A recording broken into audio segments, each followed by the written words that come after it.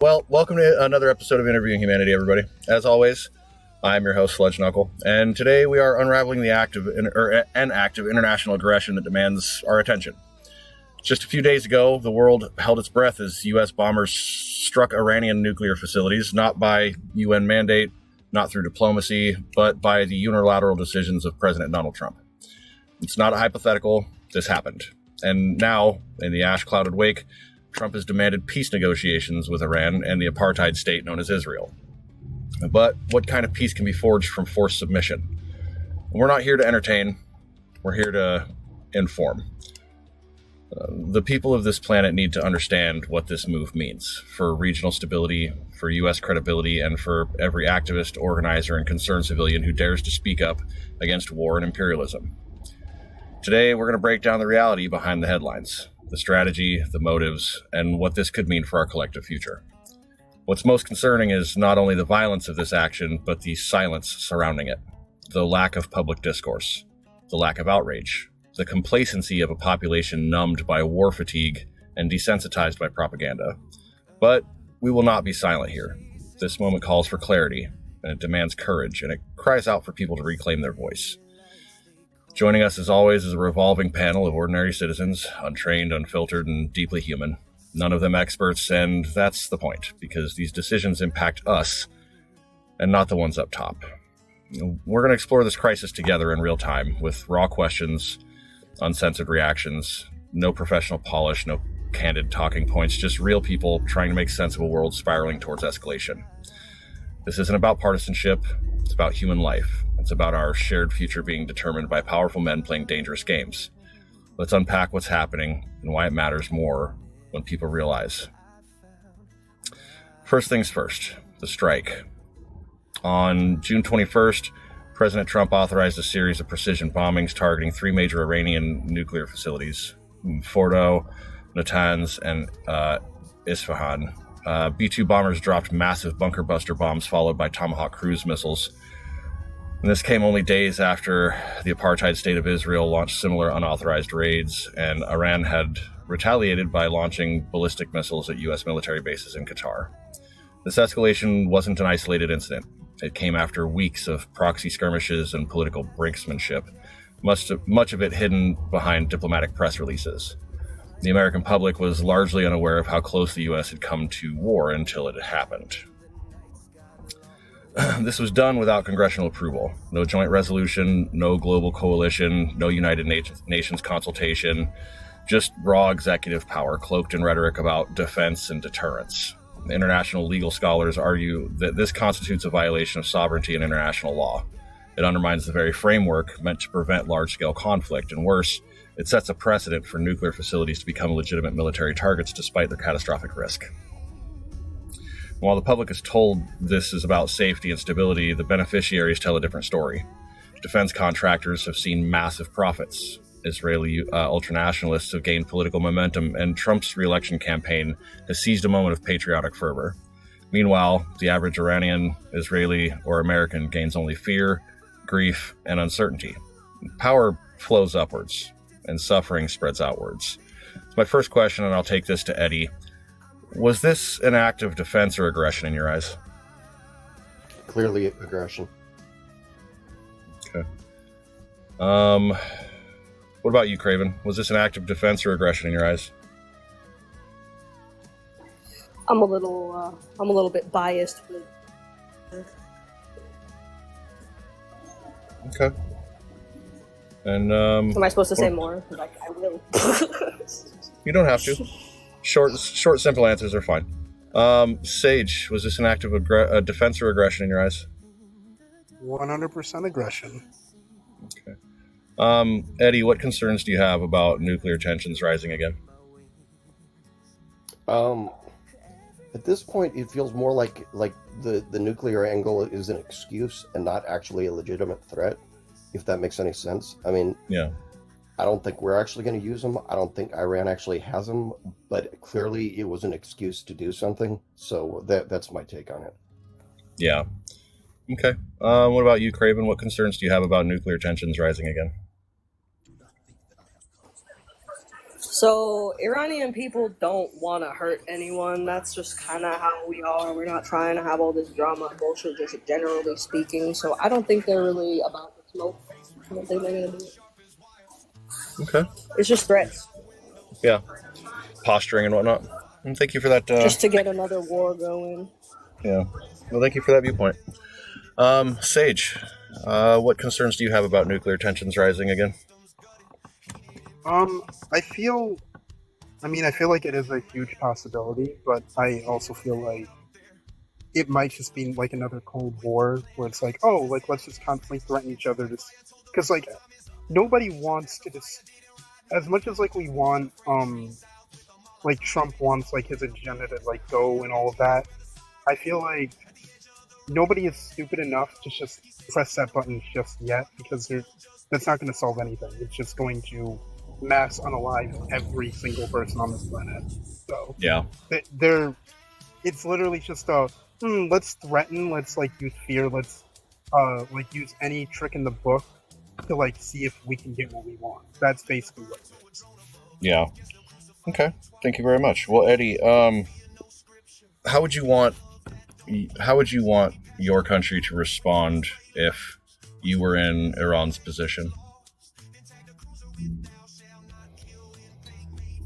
I'm sorry. I'm trying to wrap my head around what you're asking. If we were in Iran, if our positions were flipped right now, and we lived in a country that was, operated the way Iran is, and okay, let me.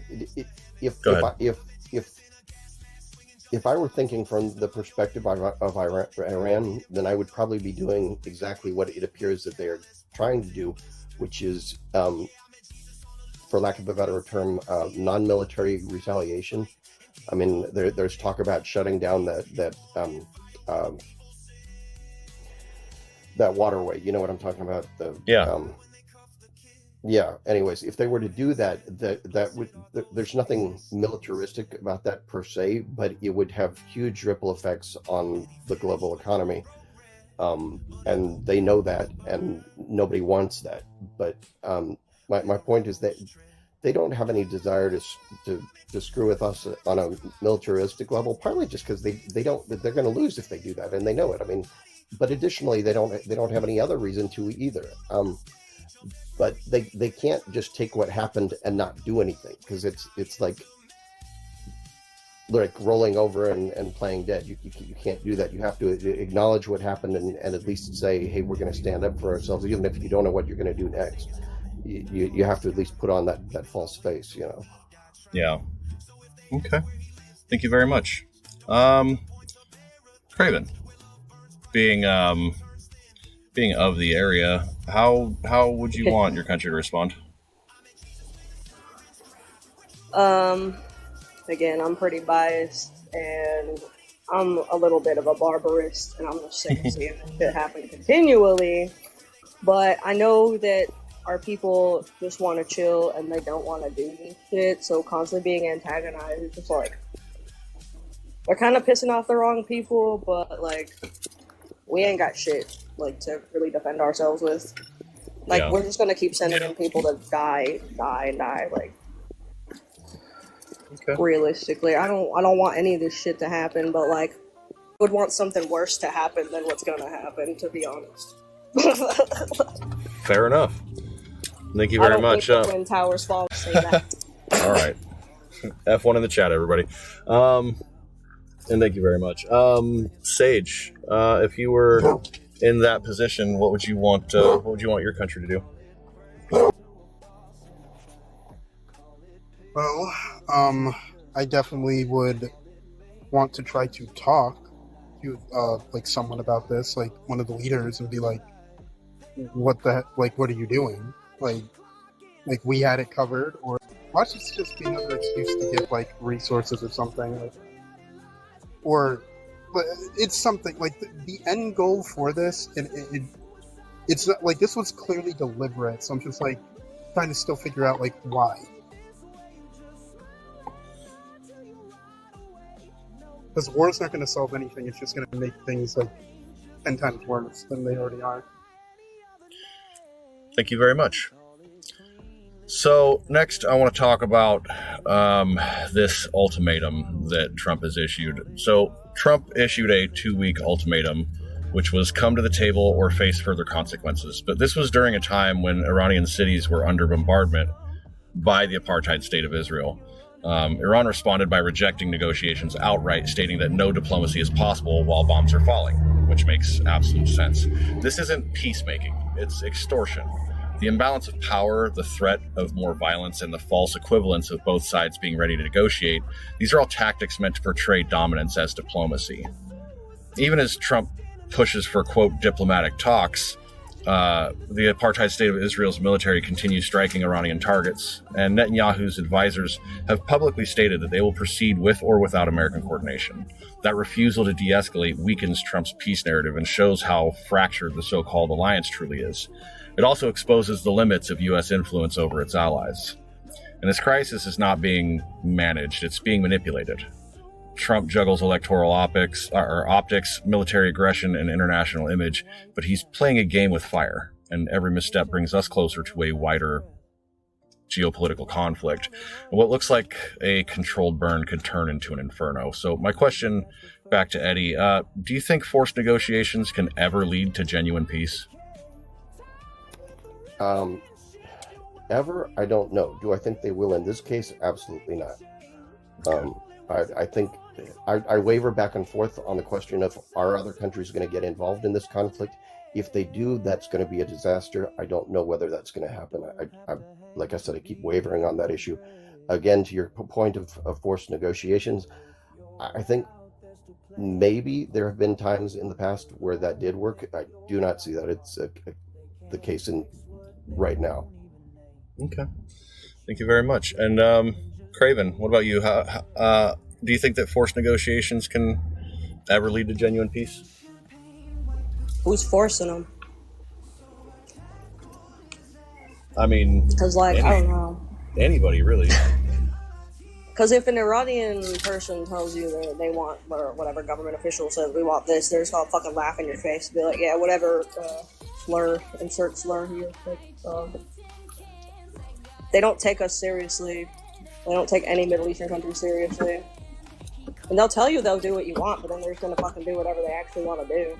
They'll find some reason to just take your money and eat all your food and then still fuck you over. They're rich people. That is at the core of the problem, for sure. Wealth is definitely a driving factor of this entire situation. Thank you very much, Craven. You have to force these negotiations by doing something fucked up. Sorry, but that's just how it is. Yeah. Thank you very much, Craven. Sage, do you think forced negotiations can ever lead to genuine peace? No, because if you're forcing people to do anything, like commanding them or like anything along those lines, it never ends up like going well. Like you can't force people into peace. You can only try to talk and try to understand and act genuinely like hear where another person is coming from before you can even begin to establish peace. Because all force is going to do is it's just going to further escalate any problems with anyone. Absolutely. Thank you very much. Eddie, what impact does U.S. backing of the apartheid state of Israel have on how this is unfolding? Huge amount. I mean, the situation wouldn't exist if we weren't aligned with Israel the way that we are. And as far as that goes, I think our being aligned with Israel is a mistake to begin with, but it should end there. And he's taking it one step further by, doing what he did on Saturday. And so, big problem. Thank you very much. Craven, I have a feeling I know what your answer is going to be for this anyways, but I'm going to ask it. What impact does the U.S. backing of the apartheid state of Israel have on how this is unfolding? What does them sugar daddying more cherries? Mm-hmm. I mean, I don't even think they want anything from us. They're just like, oh, you guys want this? We'll buy it for you. Here you go. Here's some weapons. Here's some little AI-generated missiles. Whatever you want.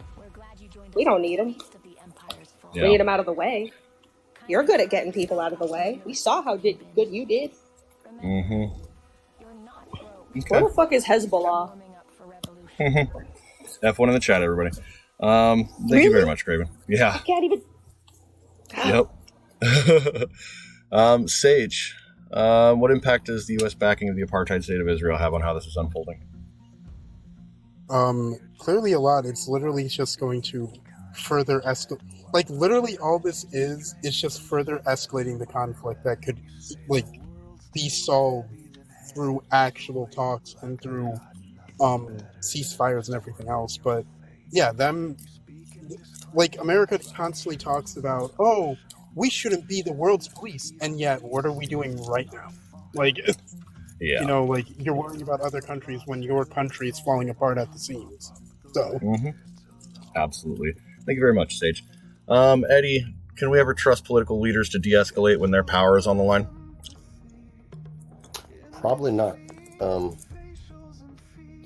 So again, probably not, and in this case, absolutely not. Yeah, I don't see egomaniacs actually wanting to risk their power.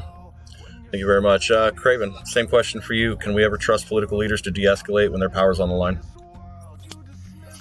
You can't trust anyone on either side of this shit. I'll tell you that right now. So no. Thank I you mean, very I much. wish. Yeah, You me could trust too. that guy in Burkina Faso. Oh, yeah. Well, I'm going to be doing an episode about him later, too. Thank you very much. Sage, can we ever trust political leaders to de-escalate when their power's on the line? no, because they'll do anything, and they'll do just about anything to maintain their power. It's like an addiction to them, and since they've had it for so long, any threat to that, they'll play underhanded tricks. They'll use fear. They'll use their money to try to throw solutions at it. They'll do anything to maintain their positions. Indeed, they will. Thank you very much. So next, we're going to talk about the risk of global catastrophe with all this. So first, Fordow is one of the most secure nuclear enrichment sites in the world. It's buried deep in a mountain, and damaging it without triggering radiation leakage is nearly impossible. While at this point no leaks have been confirmed, the IAEA has raised concerns and requested immediate access, and Iran has refused. The psychological impact of targeting nuclear infrastructure is also very severe. Civilians across the world are fearing fallout, and governments are scrambling for information, and markets are becoming volatile. The bomb wasn't just a weapon, it was a signal to the world. This is the first time bunker busters were ever used in combat against nuclear infrastructure. It sets a dangerous global precedent, that attacking nuclear programs is a legitimate form of diplomacy. What happens when other countries adopt this same tactic? We enter a world where diplomacy ends and devastation is at the forefront. See, Iran's missiles already struck U.S. bases in Qatar. What happens if they escalate further? If H Group or regional allies join, if this pulls Russia or China into the mix, one miscalculation and we're staring down a global military crisis. The margin for error is legitimately razor thin, and the consequences are irreversible from it. Eddie, how do you feel knowing these kinds of decisions risk global catastrophe? Oh no, he left. Hey, no worries, Eddie. Let's see. Finn, you want to come up? Invite Finn, invite Kate. Yeah, and again, like I was saying, when I jumped in at first, it's really ironic to me that America is still complaining about a situation in Iran that we literally created. There was a coup in Iran that America and Britain literally did because a democratically elected secular leader wanted to nationalize resources. So we put in a brutal monarchist regime that then gave rise to the 1970 revolution. Mm-hmm. So it's another instance of America inherently breaking a country and then having buyer's remorse with the situation we create. Absolutely. And how do you feel knowing that these kinds of decisions risk global catastrophe? I mean, it's ironic that the only actual adults in the room honestly seem to be the countries that America constantly makes out to be Bond villains. Yeah. Because, like, the only nation with an actual history of nuking anyone Is is America. America. Yeah. Absolutely.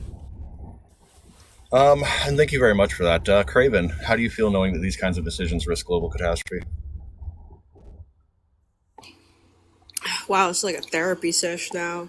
Hopeless, disturbed, perturbed, bemused, angered. Things I can't say. Yeah. I mean, those are valid feels about the situation for sure. Welcome in, Kate. Give me just 1 second. Sage, how do you feel knowing that these kinds of decisions risk global catastrophe? I feel like it's very irresponsible, and all this could have been avoided if, the people did not put this. I don't even want to say leader. That like they put this idiot in a position of power that is clearly just using and manipulating anything he can to like control that, maintain that power. So he's literally playing with fire, and everybody's still defending him, like for the most part. So, just unbelievably stupid, and it's going to cost people their lives if we're not careful. Yeah, I would agree. Kate, how do you feel knowing that these kinds of decisions risk global catastrophe?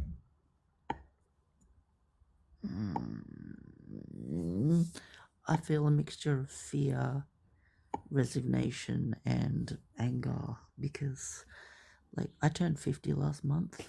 I've already seen a lot of bullshit. And as a child, I'm Australian. As a child, I grew up watching Disneyland and thinking America was this great country. And then I learn about, some of the US's war crimes. And I just want to say here that Australia is also a settler colonial state. And it is very racist, okay? I'm not just shitting on the US here. But as someone who has an interest in history and who could see America becoming increasingly fascist, it's really upsetting. And Israel only exists because of our racism. By our, I mean Western racism. It's really frustrating as an autistic person when I can see that things don't have to be this difficult, except, people that get in power are not people who really care about the environment or humanity in general. So it's really frustrating, and I feel concern for what the future holds for the young people. I'll be dead, but what about the young people, our grandkids, grandkids, that sort of thing? Absolutely. That's been top of my mind about the situation as well. Finn, is there such thing as justified preemptive strikes? I would argue no, especially in the fact that when we're talking about preemptive strikes the way America does them, it's large-scale ordnance, massive bombing campaigns. Like, we're not talking about, like, small detachments of, like, physical troops doing something and, like, rescuing hostages. This is, like, mass, clear acts of war that any nation, regardless of its public perception, would have does have a legal right under international law to respond to. Okay, thank you very much. Craven, is there any such thing as justified preemptive strikes? No, there's no justification of fucking, I don't know. Someone gotta hit you first. Pretty simple. No matter if it's a bomb, a boom boom thing, detonative device. Absolutely. Thank you very much. Sage, if you're still here, is there any such thing as justified preemptive strikes?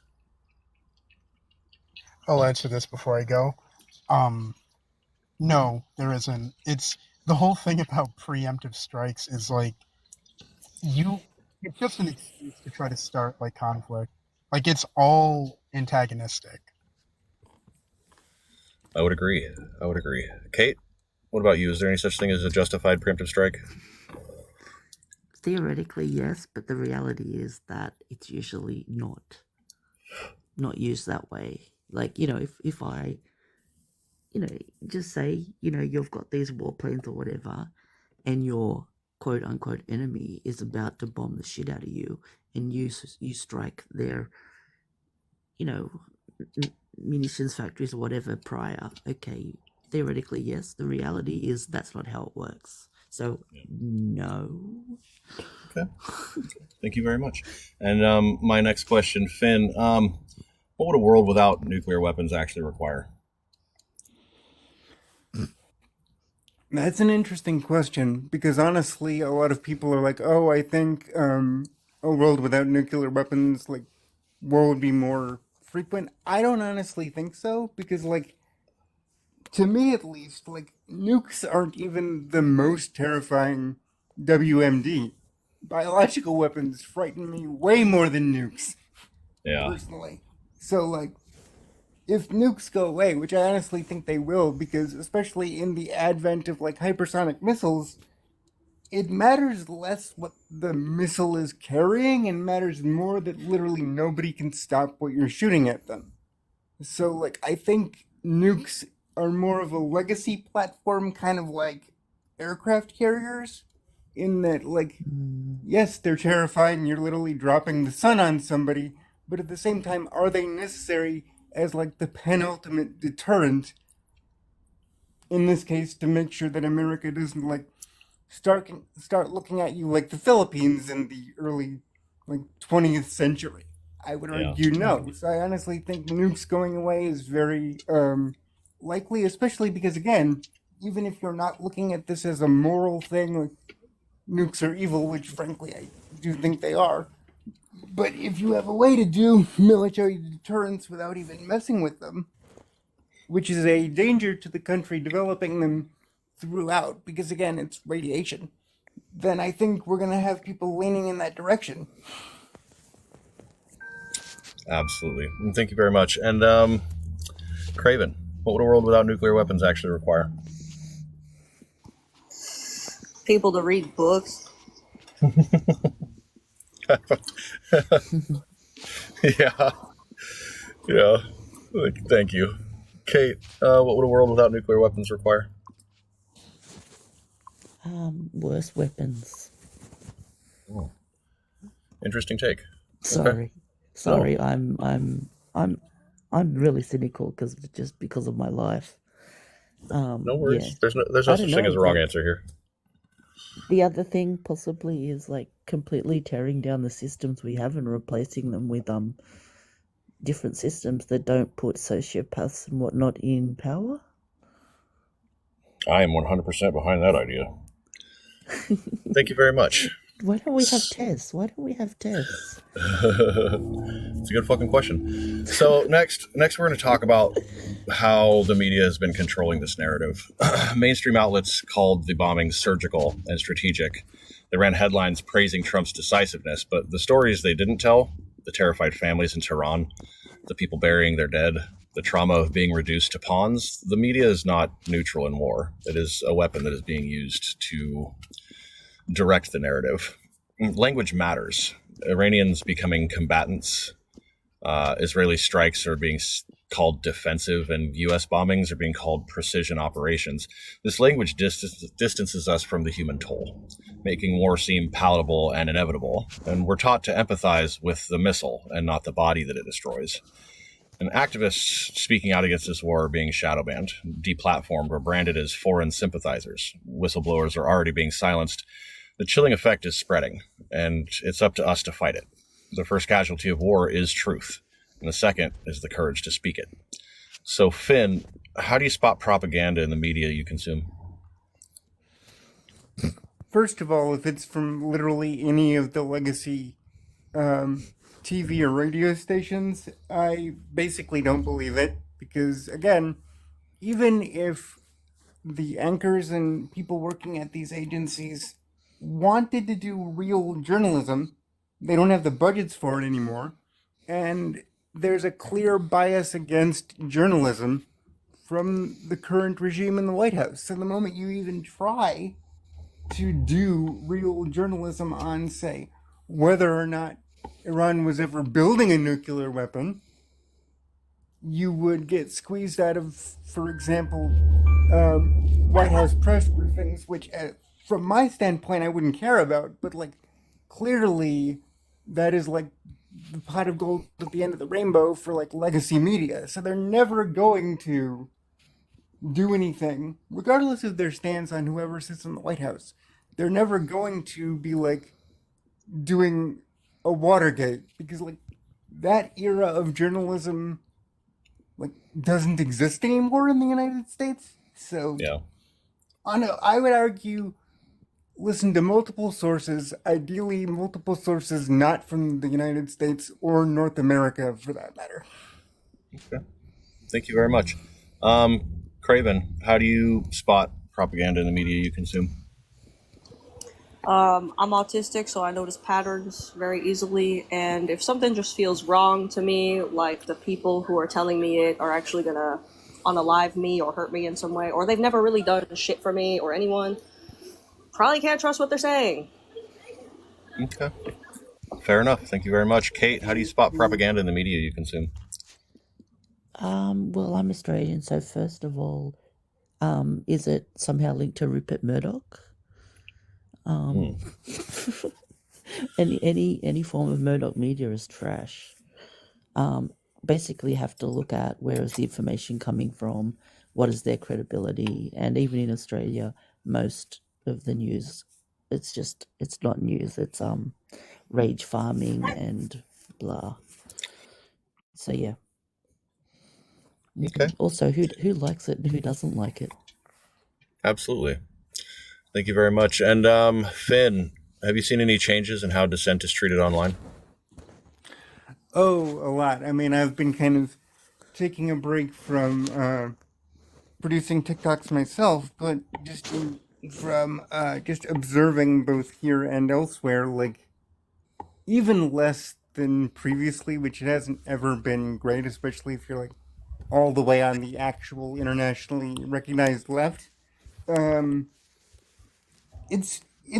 would honestly say it's worse from like a rhetoric standpoint than it was for like after 9/11, because even then like there were fewer voices, but like people got away with it, and I think like it didn't go anywhere, but there was a lot of pushback against Iraq for a while. Again, it didn't work, but it existed. Whereas now I think a lot of people are just morally and physically and economically tired, so it's way harder to get people to actually do anything. Okay. Thank you very much. Craven, have you seen any changes in how dissent is treated online? Sorry, wait, what? Have you seen any changes in how dissent is treated online? Dissent? Yeah. Like, wait, what? Like descending into... No, No, dissent as in political speaking dissent, political yeah, argument. speaking out against it. Oh, yeah, people are definitely being censored more, suppressed more, shadow banned more. But you don't even really need to do all that. There's plenty of brainless trogs just walking around waiting to tell you that you're wrong, and that just because you're gay and have a nose ring, that everything you say is some bullshit. So, Fair I don't enough. know. It's just... This is the first time I've seen since, like, maybe the 50s where they're actually trying to make people into Christian atomic family fucking, or whatever it's called, nuclear family type of shit. Like, Okay. it's weird. Okay. Thank you very much. Kate, have you seen any changes in how dissent is treated online? Yes, actually. So in Australia, the Zionist lobby was getting in with the government, but and I forget how to pronounce her name, but Latouf, a journalist with the ABC, sorry, it's 6 a.m. in the morning here. So basically, a journalist was sacked because she expressed support for Palestine, and that went to court, and she won. So that is a real positive change here. I didn't That's think pretty cool. that was going to go through. It is. I really thought that, yeah. So Okay. the court still upholds some justice. Yay. Okay. And I think Fantastic. the flow on effect is something even you guys in the US might want to keep an eye out for. Okay. Thank you very much. Mhm. Canna, welcome in. Have you seen any changes in how dissent is treated online? I wouldn't say that I've seen very much in the changes. Like, I didn't have online access until I was 18, and that was in 2010. So it's been like this my entire internet existence, unfortunately. Okay. And I'll pose the next question to you first. What do you think the role of citizen journalism is in a time of war? Um, Not only documenting things, for future generations to know, but communicating within the community, like the close neighborhood community, while things are going down. Because even the city journalists do not investigate, do not report fully on what is actually happening or what actually happened. Just like I've seen a lot of examples where I will see physically a protest and it is painted a completely different way in the city news. For example, during COVID, there were quite a few times where we went to the Secretary of State's office and to the Secretary of State's house and did a candlelight vigil for the incarcerated individuals that had passed away due to COVID and the lack of health care, the lack of it being taken seriously. And it was completely peaceful, quiet candlelight vigil. The next day, we see that she felt like her life was threatened, and it was all MAGA out there. I was like, there wasn't a single Trump supporter out there. I don't know what y'all are talking about. I felt so insulted. I was like, dude, not only did you miss the entire point, but you're gonna paint us like that, like, bruh. It's important for us to actually get the real news out, the actual facts, because even at a city level, it's messed up. Okay. Thank you very much. Finn, what do you think the role of citizen journalism is in a time of war? I think it's honestly the most important thing you can do. That and just general education, which kind of feeds into it. Because the moment America decides that we have a new enemy and then we're going to war and then we're going to unleash ordnance on them, that should be your first clue to learn as much about those nations as possible, from as many perspectives as possible. Because othering an entire country is the first step to justifying a war against that country. So the less you buy into that, regardless of anything else, that you should be pushing back against the actual propaganda. But if you're, for example, able to know that, oh wait, Mr. Trump, that Iranian regime that you hate so much is literally a result of American meddling, what makes you think that more American meddling won't create something worse? Like, being able to say that and understand that concept makes you, at the very least, one less person that buys into the homicidal nonsense that is the American media landscape.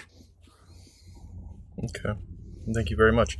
Craven, what do you think the role of citizen journalism is in a time of war? You can't trust shit that come out on the TV. I haven't watched TV for years, but you also can't trust anything that comes from those really polished YouTube channels. They just seem kind of sus and reptilian, but I trust some random viral world star video over pretty much anything. Fair enough.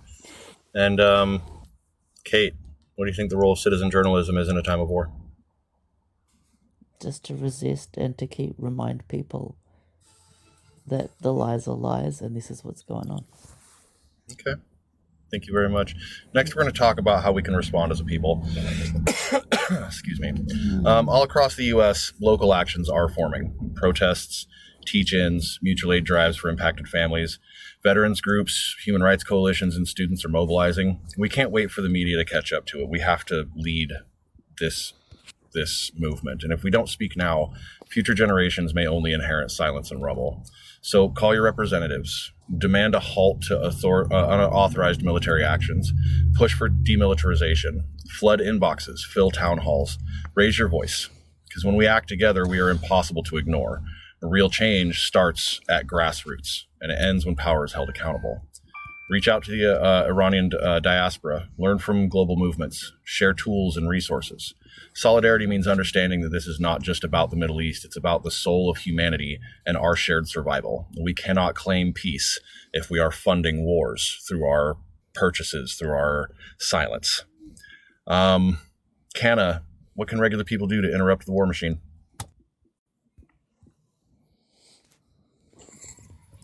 Feed your neighbors, because one of the tactics that they love to use is starvation. And we are not thinking straight when we are hungry. That is one of the big foundation steps that I think a lot of people miss, is it starts with us. If we're not level-headed, if we're not able to think straight, we're not going to get anything done. So feed your neighbors. Facts. Finn, before you go, what can regular people do to? Never mind. Craven, what can regular people do to interrupt the war machine?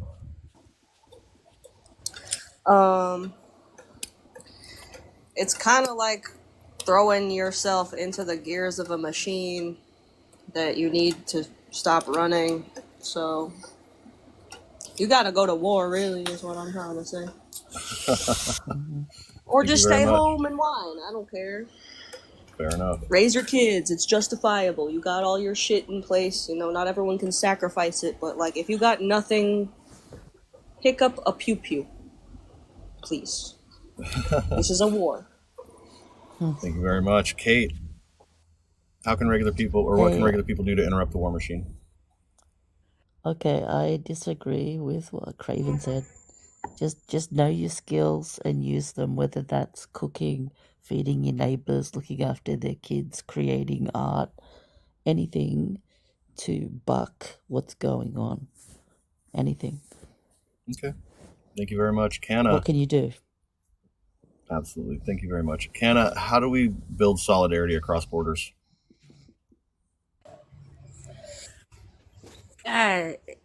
To me, the solidarity is already built. And it's kind of like when this app went down and we all went over to the red one, and there were a lot of people that had their eyes up. Like, we are just people, plain and simple. I'm down here in Texas. The border was drawn through families. Those families are still connected. It doesn't matter what citizenship they were put into, what box they were put into. We're still family, we're still people. And once we realize that, turn off the TV, stop buying into the ever-changing label of the boogeyman. I don't think any of us here have that issue, but there's a lot of people out there that's just, they want somebody to be afraid of. They want somebody to blame for their problems, and they other people so easily. But yeah, I don't know. To me, borders shouldn't exist. Thank you very much. Craven, how do we build solidarity across borders? It's already there. You don't gotta do much to stoke the flame. Like, if you have a struggle and someone else has a struggle, no matter what it is, you two will form a bond. Okay. Like, most of these red hat motherfuckers that are walking around, if they see a Mexican person drowning in a river, they're probably gonna help them, honestly. So like you gotta break down all this stupid ideology that's in people's heads too. There's like a lot of it. Like the redneck revolt thing is a big deal for me. I'm in fucking Virginia, I'm in the Rust Belt, I'm in the South in Appalachia all the time. Like you gotta make people understand that there are no fucking differences between them. It's a fight, but they already know that. They already know. You just, I don't know. You gotta talk to people, and they're mostly unpleasant. Fair enough. Fair enough. Like, Thank you very much, bud.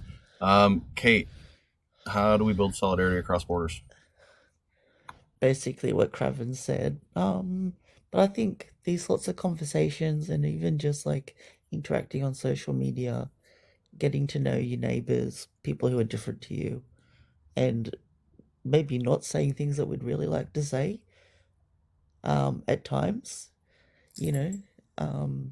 For example, I have a family member who's a really hardcore conspiracy theorist, but we can vibe on nutrition and health and stuff like that. So it's like finding commonalities, I think, like that. Okay, thank you very much. Finn, how can we build solidarity across borders? I would honestly say just be interested in other places, especially in times of manufactured consent for war. Like, learn Arabic, learn Farsi, learn about Sunni Islam, Shia Islam, Islam in general. Read the basic governmental and like social texts that countries are based around and think about. That way, when you actually interact with people, it's not like you're not just asking general like American touristy questions. You can actually like sit down and ask them, okay, like this is what I've read and this is what my government says. How do you view these things? Because and this is just across the board, in America, elsewhere, people like being thought of as interesting and worth being spoken to. People like being engaged with. We need that as humans. It's like physical contact. We need to talk to each other. So just don't isolate yourself, even though it's easy to do when everything is, again, kind of manufactured to be really scary and unfixable. Like, there are just people at the end of the day in all of these countries. Absolutely. And thank you very much, bud. So let's be real. You can't bomb your way to peace. You can't negotiate with a boot on someone's neck. And you sure as hell can't build justice on a foundation of fire and fear. What we saw this week wasn't strength. It was desperation, masked as dominance, and we the people deserve better. War is not inevitable. Empire is not destiny. These are choices. Choices made in rooms that we are kept out of until we barge in. Peace isn't passive. It is active. It takes accountability, humility, and cooperation, but most importantly, it requires truth. And truth is the first thing buried under rubble when bombs fall. Every drone strike, every bunker buster, every news segment that calls destruction diplomacy, that's a theft of our future. A future we could have spent that same money feeding the hungry, healing the sick, housing the unhoused, but instead, our taxes fund annihilation. If you're tired of being lied to, do something. If you're scared, say so. If you're angry, let it be fuel. Organize, resist, reach out, be louder than the silence they rely on. Remind them that they work for us, not the other way around. Because history doesn't change on its own. People change it. We change it. And we start by refusing to be quiet, refusing to be complicit, and refusing to accept death as diplomacy. I want to thank everybody for joining me on another episode of Interviewing Humanity. As always, I've been Sludge Knuckle, and you've been amazing, inquisitive, and human. To our panel, thank you for your honesty, your emotion, and your courage. And to the audience, stay vigilant, stay furious, and never stop demanding a better world. I hope to see you guys next time right here on Interviewing Humanity. And recording. All right. So everybody, what's an action you can take this week to stand against this shit? This is open discussion part. I'm legally not allowed to disclose that. Fair enough. Pleading the fifth is still valid. Checking in with Iranian friends, Muslim friends, and just maybe talking to family or friends who don't have those sort of connections about people from those cultures and what they're facing. Like I recently called an Iranian friend who lives in the north of Australia, and I just said, hey, she's got teenage boys, and I said, hey, they're probably doing it tough in Australia because it's really racist. How are Mm. things? Like it's that easy, It's that hard and it's that easy, depending on how your mental health is. That's Holy my two shit. cents. I'm going That over makes- there. What about you, Kenna? Well, I know an Iranian family. They must have money, but they moved here Oh, they do. basically to keep the boys safe. So they came Yeah. on a business visa.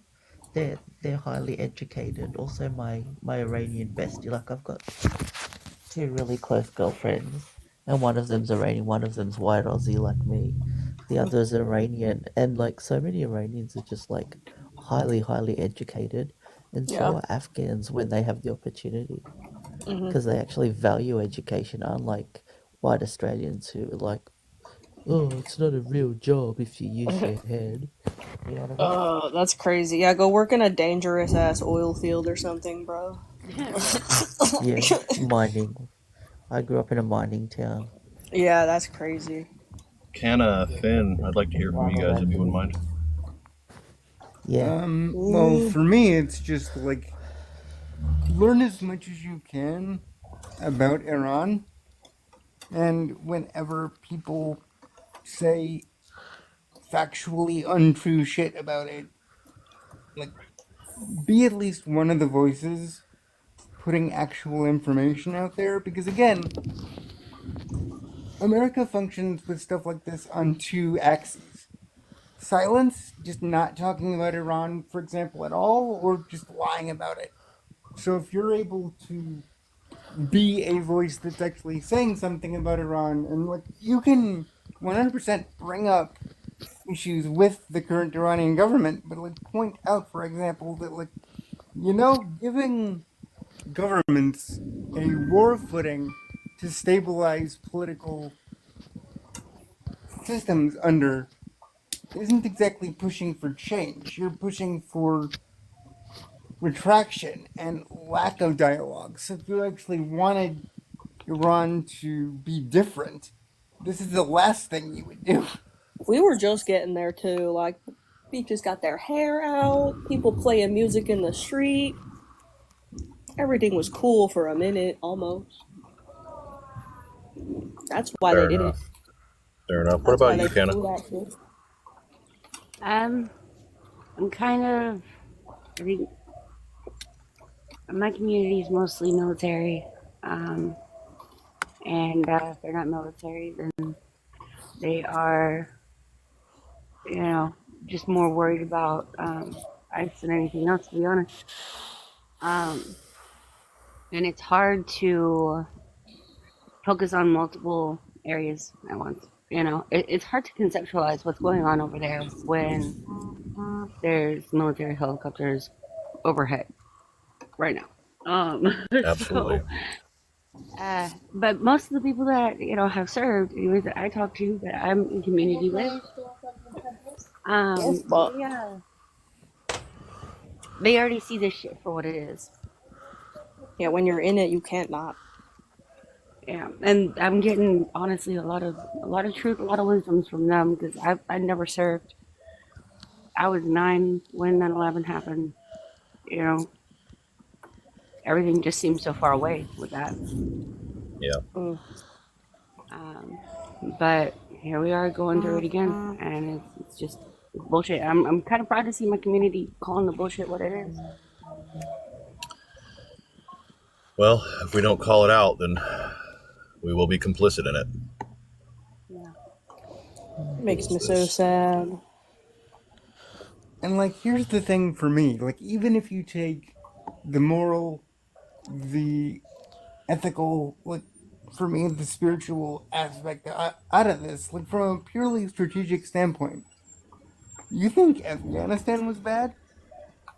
Iran is a box made out of mountains with deserts in the middle, and you're going to invade them when they've had what,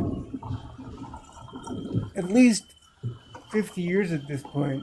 We're used to being invaded. I'm just Again, we are the snot-nosed teenager of nations going up against literal Persia. Like, ancient Yeah. civilization built upon war. Good luck Yeah. with that. Yeah, Good but luck. you know what? There's a difference between Afghanistan and Iran. Iran has really old buildings still, beautiful buildings, For and now. culture and history. Yeah, that's what and I again, mean. like America invented the car, Afghanistan was, Persians invented yeah. bread and We invented human rights. record keeping. Just I think it was the saying. Cyrus the Mesopotamians Great. that had bread. He wasn't called the Great for no reason. I'm just putting that out there. Yeah, Yeah, right. like We were that's the chilling back thing. then. Because like, and that is a trend within Iranian, like even within the current political framework of Iran, there are people in the government who have a more, I hate using this word because I'm left wing, but like internationally speaking, a more liberal view within that system. But if you again manufacture a war, it's that much less likely that those people within the government are going to be able to, like, we are normalizing. Maybe we don't need to do all this stuff. Especially if, for example, it's not real, were to suddenly have their expense account for military expansionism cut off, they'd be able to be like, we basically don't have a threat in the region. Maybe we can just like chill as a nation for a while. We are the There's threat one in the thing. region. Sorry. There's one thing that I think America and Australia and Americans citizens and Australian citizens have in common, and that's that as a nation and also as individuals, like as a culture, we tend to view the Middle Eastern people and also East Asian and African people, but Iranians, let's say at this time, and Middle Eastern people in general as not as intelligent as us, and that is a big mistake. And I see that with China too, because Australia has a strong relationship with China, but also we're wary of China. Yeah, I saw You know, Romper Stomper. it's like it's ridiculous. It's like just because we love being ignorant doesn't mean that's the norm for the whole world. You know what I'm saying? Yeah. And again, this is where like learning the actual history of the places that America badmouths is so important because like Preach. especially with older folks on this platform, like everybody is still talking about the Iran hostage crisis apparently, especially now, but like Well, come on. We let most of them go. and it's like why did the Iranians take over the embassy? Because the embassy is where they literally planned the coup d'etat against Mossadegh that implanted the Shah. They know where we do shit. America isn't subtle, okay? Like, yes, the CIA exists, blah blah blah, all the other alphabet soup groups, but America doesn't just look at every problem as a nail. We're not even a regular hammer. We are a sledgehammer. When we do stuff, even when we're doing things secretly, end quote, it's very obvious, generally speaking, where we do things from. So the idea that the Iranians, after decades under the really nasty Pahlavi dynasty, wouldn't be like, you know what we're not going to do? We're not going to give you that building complex over there where you cook up all your nasty shit. Yeah. Fuck all that. Like, honestly, at this point, especially in the current climate, like, yeah, you need to keep negotiations open, whatever. I'm honestly surprised any, like, non-looking like me European nation even has, like, diplomatic relations with the US. I wouldn't. That would have been, like, the first thing I did as a leader of a non-European country after this whole thing with Iran. It's like, you know what? Until you're ready to act like an adult, I don't want diplomatic relations with you. Yeah, if my friend hits his girlfriend in front of me, he's not my friend anymore. It's just like that type of thing. Precisely. Yeah. And like, here's the thing, because like, especially the like pro previous regime, like Iranian diaspora, I have a lot of problem with them from like a practical political standpoint. But like, even if you are like that, like, Iran is functionally the cornerstone of the axis of resistance against what's happening in Palestine. In order to get any level of change in Tehran, you need to resolve the occupation of Palestine first. Mm-hmm. If you at all care about the situation, and if you don't care about the situation, one, to me at least, you're outing yourself as a Zionist, and you're also just generally outing yourself as somebody who probably wouldn't know how to even ask for Iran to be governed because you're just leading with your id and not thinking about the consequences of your actions. They probably can't wipe their butts. Honestly, yeah. Especially because like, a lot of these folks have not been in Iran or talked to anybody in Iran for generations. It's like, Yeah. We walk among you, people. You just think we're white sometimes, or maybe you think we're Puerto Rican, but we walk among you. We will tell you everything. and like, that's the thing to me is like, especially as somebody who was like in high school, literally when 9/11 happened, the fact that it's literally play by play the exact same shit. Like Yeah, I remember. they literally haven't even tweaked the propaganda. I was 5 years old when that happened. They didn't show us on the TV or nothing because I was in liberal California, quote unquote, thankfully. But I remember hearing a bunch of stuff that was like supposed to offend me, but I just look white. But like people were comfortable. Like all sorts of kids were just repeating whatever dumb shit their parents were saying at home, probably.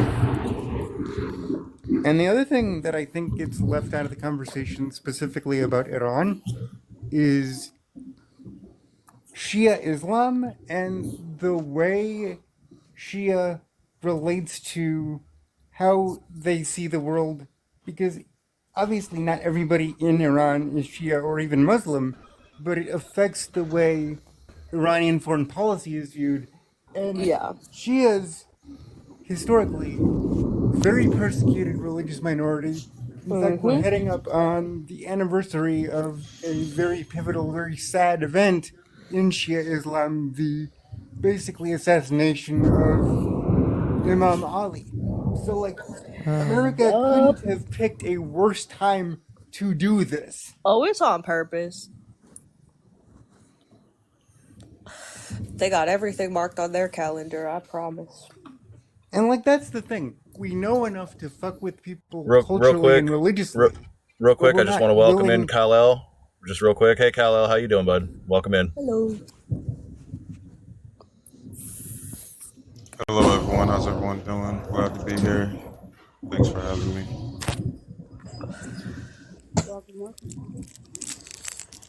There's a thunderstorm happening right now that just threw the power out, so I'm sitting in the dark suddenly, and there's scary exploding noises in the sky. Very Right, nice. yeah. And like that's the thing to me, and it was the same with like 9/11 and the weird multi-generational and dynastic pivot by Bush the Younger to Iraq when it's Bush the Younger. and it's like, look, Yes. Saddam was a piece of shit, but he was a secular piece of shit. The idea that he worked What's with going Al on? Qaeda is absurd.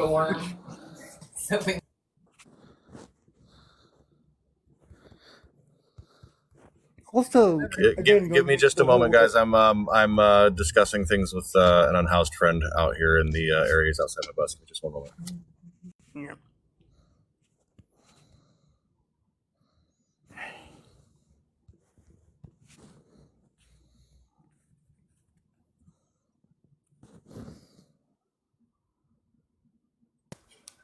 De la.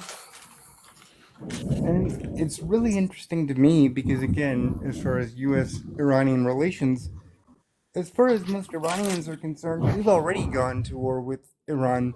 That's how a lot of people from there viewed the Iran-Iraq war, because we were entirely backing Saddam.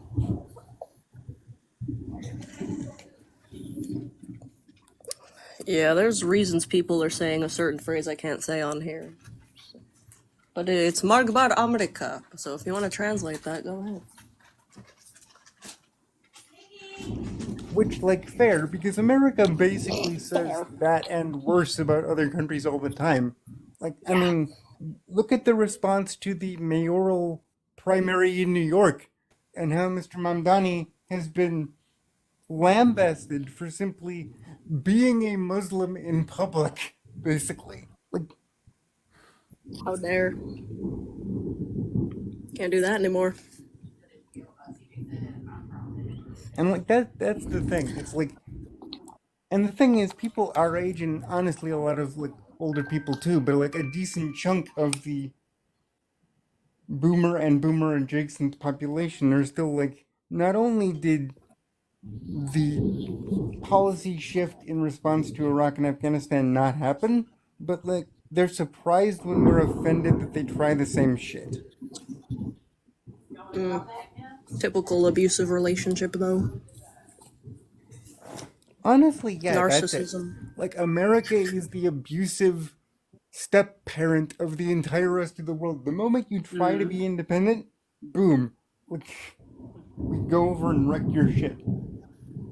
And like, that's the thing. Even if, like, I would argue, especially if you don't like the way Iran is currently being governed, you need to be Which I pushing back don't. against what America is doing more, because this is going to make things worse for both countries.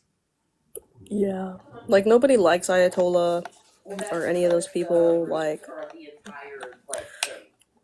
But then. Sorry, there's like talking going on around me. I'm a little easily distracted. But again, like, Iran elected a secular government and we toppled them. So, like, even, like, okay, America goes in, like, their best case scenario, America goes in and, like, miraculously everybody's taking a nap and, like, the war lasts, like, 5 minutes. America isn't going to stick around to make sure there's an actual good government in Tehran. Case No, in they don't point, care. They'll let Baghdad. anyone. Like, yeah.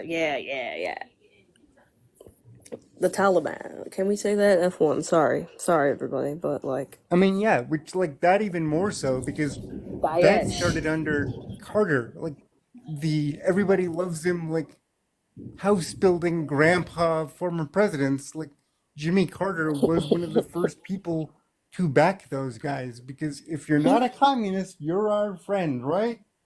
he also let people breathe lead in his own country. But we're just gonna. It's like a fucking tornado in the backyard. And, like, that's the thing. Because, again, as I said in He the must chat have at the battled. beginning, calling what America does regime change, I don't think is even accurate. Because it's more like destabilization operations, because It is, Washington though, doesn't definitely. care whom governs as long as you're not powerful, as long as you're not able to do things that America doesn't like. Like, That's you why can be a Africa government is that so America fucked hates as long as up. you're weak and you're not armed and you can't defend yourself. That's why South America is so fucked up. They just send people out there just to fuck with shit, and then it's just warlords ruling over these supposedly third world places, as they want to call them. Well, Like, that's what I was like, gonna you're say. just Like, fucking. if Tehran sent detachments of the Revolutionary Guard Corps Shit up there to constantly, so Mexico City they're in and started just fighting for their. training their SWAT teams to help them have better national defense, how would Washington respond? Like, that's the Need thing. that army. If anybody flipped the script and did a tenth of the stuff America did, like, people would be losing their shit. That's too close to home. They already know. Like, oh, we gotta do it all the way over there. We'll just send all these rednecks over there. They think this is like a video game. Yeah, it's just. Can't send them down to Which, like, Mexico. that's They'll have the too much thing. fun. They might relate to those And people. And like that's the thing because like everybody in, for example, BRICS and like all of Oh, those countries, bricks. with the exception of like, Eh. and But, with the but you exception of gotta like explain, South right? Africa, are like basically neighbors. So if nukes start flying, everybody's screwed because the wind exists. So nuclear fallout is just going to be like all over everywhere. Also, the wind is angrier now because the pollution has made it worse. That's a thing. Yeah, so And the I currents in don't the think ocean. anyone really wants nuclear typhoons, so maybe don't. Jesus Christ. I'm scared I'm about to get electrocuted. Can you get shocked by lightning in a house? Is that like a Probably likely? not, as long as you're like not on. Where am I? If you were on a like landline phone, it would be a concern, but you're not. So I'm not afraid it's gonna zap my phone, but I'm like, is sitting next to an air conditioner bad? Because it's off. I don't know. yeah, you're probably okay. Okay. Especially your house probably has a lightning rod anyway. House or apartment probably has a lightning rod. Oh, there's people waving flags around, so they'll probably get hit. There you go. All the dogs are freaking out. There's like 9 dogs here. And like that's the thing for me is like America keeps talking about negotiation, and I'm like, bro, again, even if you 100% took as gospel everything America says about the current Iranian government, which I don't really, but like, you allowed Israel to assassinate, to remove the Iranian negotiator. How do you even convince, not even just that negotiation will work, but how do you convince people that negotiation is safe and viable when you have a track record of allowing Yeah. illegal activity? 2 ceasefires that were like JK in a row.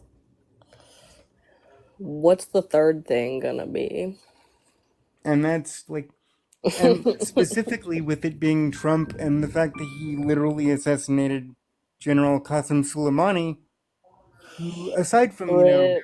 helping beat ISIS and generally, like, yes, Yeah, he Iranian, served yes, his issues, purpose. like, Get rid of dude was him. literally whacking actual terrorists. Like, He did what he had to do, though. and like that's the I will thing. at least say that. America takes out these people with like actual connections, and then you read about this guy literally being like, for lack of a better term, a voice of reason with a lot of these like tertiary groups, and then you remove the guy, and they're like, not only are The we pissed Kurds now or that we got rid of the something. guy we were friends with and like basically trained us, but It's like Mean Girls, but people actually stop existing. exactly, and like that's the thing. Because Trump is particularly ill-suited for this situation because like guy is He's perfect. a largely failed reality TV show douche. That's So like exactly who we nothing should he's ever represent done this has country. resulted in like physical harm to himself. Like he's never been in physical danger because of something he's done, with the It's exception almost of maybe his like friend group choices. it's almost like he's trapped in a weird curse from an ancient wizard in which he has to constantly humiliate himself for things to maintain order. So I can I've kind of got a quick respect that. question. If someone's got a sprained ankle, Hmm? does it really hurt to move the ankle? Like, 'cause Yes. I think I sprained my ankle and it really hurt. How big is that ankle compared to your other ankle? Yeah, because there's usually swelling. Slightly a bit swollen, but not Go massively. to the hospital and get a cast. Yeah, I Right. would say. I I'll mean, go to my... I just wanted to I double had check. this happen to me. Lucky for you, Yeah, I fell I had down a this happen to hill. me in 8th grade. Yeah, I fell Yeah, down a fucking hill. I jumped off a stage and nobody caught me. So. yeah, that'll do it. Sorry. And then I had to wear crutches for like 3 months. So have fun with that. But you're expecting people to catch you and they didn't. Nothing was really happening, so I don't blame them. That's fucking brutal, though. It happens. Yeah. Played rock, paper, scissors with gravity and lost majorly. I do that a lot. I had a skateboard once. But like, yeah, and that especially in the context that like it's pretty clear that Trump was as okay to do this because his little birthday military parade thing blew up in his face. Typical Gemini. Sorry. Yeah, it's pretty clear that like that was a contributing factor to him being as gung-ho to do this. And it's ironic because like, I mean, it's pretty clear that it's racial bias because whenever it's a European group or person involved, he's like, well, do we really have to go to war? But the moment it's like, not, he's like, well, we're not doing anything and it's a Tuesday, so sure. Ethnic cleansing. Especially when you have like stuff like AUKUS or any of the other like Five Eyes stuff. It's like, do you really want to be integrating intelligence stuff with the United States with the track record that we have of not being secure? I mean, given the fact that our current head of intelligence is a Russian asset, it's probably not a good idea. Yeah, that sounds bad. Yeah, like she was actually listed as a Russian asset by both our intelligence beforehand and Russia. No. And Ukraine's. She's listed as a Russian asset, so... Oh no, that's a... Oh my god. And like, this is the ironic thing that I like... that I find like really annoying about like a lot of I refer to them as kind of blue MAGA types on here. Their like major gotcha is that they believe that like Putin and Trump are friends. It's like, first of all, no, they're not. It's very clear to me. Like Bush and Osama were friends. It's not a dominant sub-relationship. It's very clear to me that Vladimir Putin does not take Trump seriously. Like, No. this is a former Former head of the KGB, actually. Well, he's former KGB, and he was also the head of the successor agency, the FSB, for like a decade. So this is a former chief intelligence officer versus a real estate goon. They are not friends. He is using real estate. Like I said, it's a dom and sub relationship. Stop. I'm about to and write again, some Putin doesn't have to actually give Trump anything, because the only thing he actually wants is like emotional validation. This is such a dynamic. You're making my fanfiction so good. I'm about to write this. I'm just saying, it is a classic dom and sub relationship. Just look at how they interact and how everything goes with it. Trump is always trying to get Putin's approval. Putin's dangling on a thread, gives him a little bit, and then just kind of like draws it back. I'm gonna make a manga. And meanwhile, like in Russia, Trump isn't liked at all. Like he's referred to as the American Gorbachev, which like Gorbachev is hated in Russia. That's giving him too much credit. That's giving him way too much credit. Gorbachev And I hate Gorbachev. Gorbachev that guy. is complex because it's hard to decide if he was just incompetent or pragmatic. Yeah, I honestly What are we prefer seeing here? to call Trump Boris Yeltsin minus the drinking, because like aside from Minus not the being the a minus drunk, what else? Hold on. There's more to this. I hate that you informed me that this is a thing people think. I don't know, it kind of reminds me of because Australia. like, and like that's the thing for me is like, America doesn't remember that like other countries actually remember. Like the world is a telltale game, and the State Department acts like we're playing Stardew Valley. Like there are people alive now who were literally Soviet citizens who remember the 90s. Like that is why Putin is popular. They don't like him, but it's better than Gorbachev illegally Are we destroying the not? country, There or is Yeltsin actually a, literally Are doing we whatever not all? America tells him to do. Are we there not actually is a playing cultural thing with Stardew? that. Because I feel like a slave that is forced to be polyamorous. I do gotta say though, there is actually a cultural thing with Russia where Russia has a stronger liking towards stronger authoritarian-like leaders because they bring stability more often than not. So Russia has like this. Yay. It's not authoritarian specifically, but like they have like because of how Russia's history and like their culture kind of goes, they do have like a certain tendency to go more towards leaders that give off a strong man vibe. Yeah. Well, that plus if you had family go through like the 90s and the quote unquote liberalization that America was so happy about literally cost a ton of Russians their lives and It ruined did the that to lives a of lot a of lot of Eastern people who blocs. survived. So, like, on a purely Perestroika? emotional level, like, America never really, like, we had the Great Depression, but I would argue that compared to, like, in some respects, the 90s in post-Soviet Russia was worse because, like, you didn't have early stage internet and all of the technology the 90s Russia had True, to they didn't have the dot-com accelerate bubble. things getting Yeah, but worse. I don't think the concern is Russia or Iran or them lot.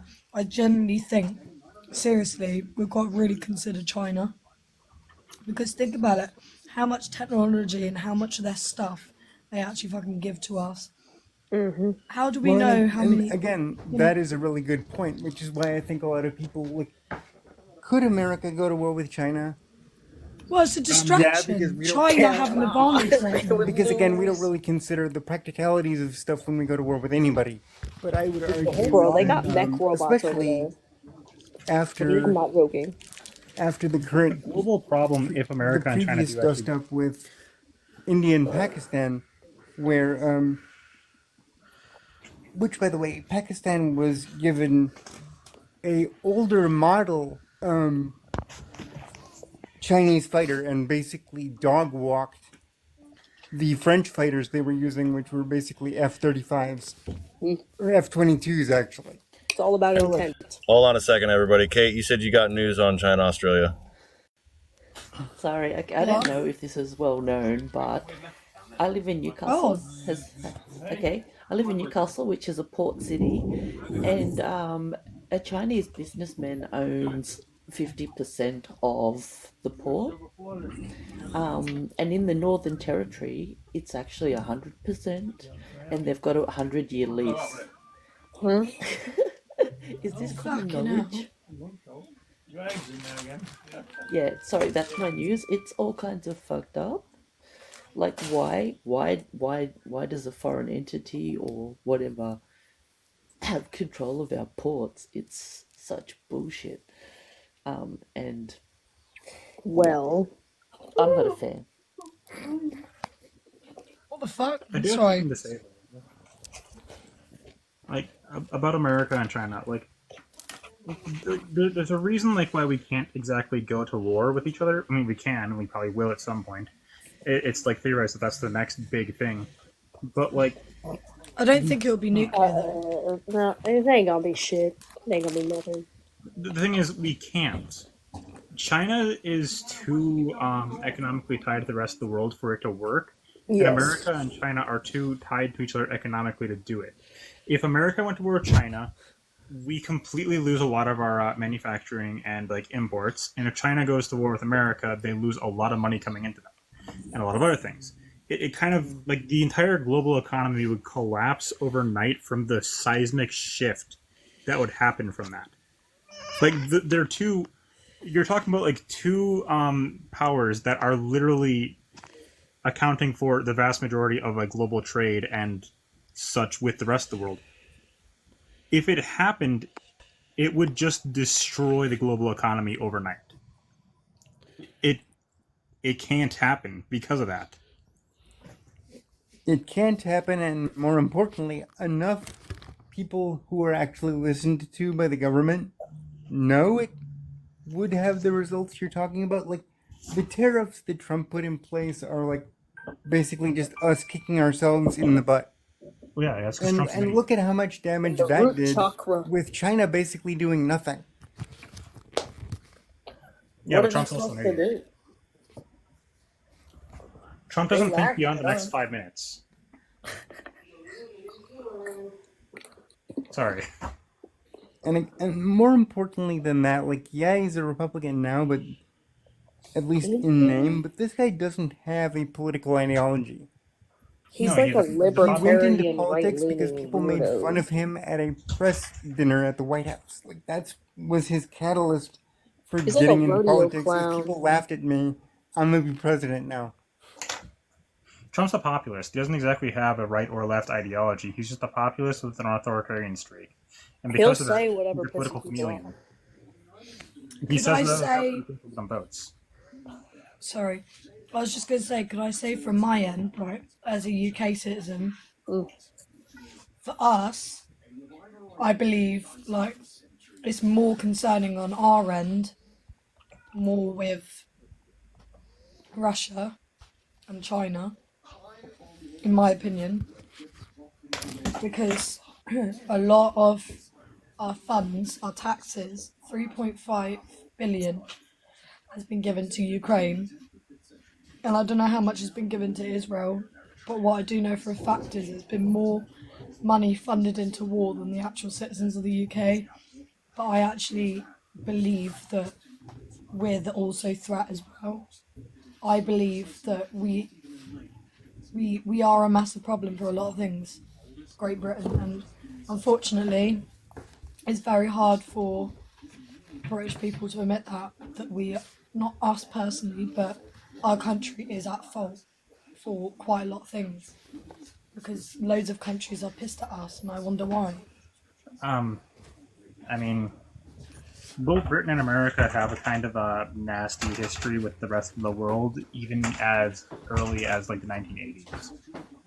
So, I mean, Britain was the big dog in the park before America came along, and they still were kind of a, the big dog even when America started coming up. I mean, you gotta think like India and a lot of the stuff that happened in South Africa and Australia and other states. But there's one thing about like Ukraine that I really gotta add. America, and I believe Britain is also part of this, but I'm not entirely sure, but I know America is. We have a treaty obligation with Ukraine to help fund that and defend them against Russian aggression, because the deal was they would give their nuclear weapons back to Russia, and we would support them in case of an invasion, and Russia agreed not to invade them. We didn't do that in 2012, as a stain on Obama's legacy. And see, this is where I have a kind of complicated That's a relationship with thing. nuclear weapons as a thing. Because if Ukraine had kept their nukes, even if it wouldn't have really worked, because they were legacy Soviet nukes, so all of the command and control stuff for them is in Moscow. So if anything, they would have needed to get rid of them anyway. Because But the whole deal was give them back to Russia, and in exchange, we will defend you. Whereas before, they could have just done anything with them and gotten no support. But like the thing is, the specific deal was you give them back to Russia, we will defend you if Russia invades. Russia then invaded in 2012 or 2014 and took Crimea, and we did nothing. We stood by and just told them, we're not going to help you. And that was a violation of the treaty that we forced on them, that we said, we will support you. And then we didn't do shit, and then it happened again, and we're like, okay, yeah, no, we actually got to buckle down and actually help them this time because we have a deal. And we also had spent, like, every day since 2014 preparing their intelligence agencies and their military for when Russia would do it again, because we knew it was going to happen again. Like, we spent actual, like, after 2014, we didn't help them. We actually did send our CIA intelligence officers over there to help train the Ukrainian special forces and intelligence agencies. which, like, I'm sorry, but like at this point, America doesn't exactly have a long history of, militarily winning wars. So like having America promise to defend you is kind of like having the belligerent drunk that constantly pick fights be like, yeah, I'll totally back you up if somebody punches you. Like, Well, the problem thanks, with I that is guess. we don't have a history with winning wars against insurgent forces. But we have a history of winning wars against proper militaries.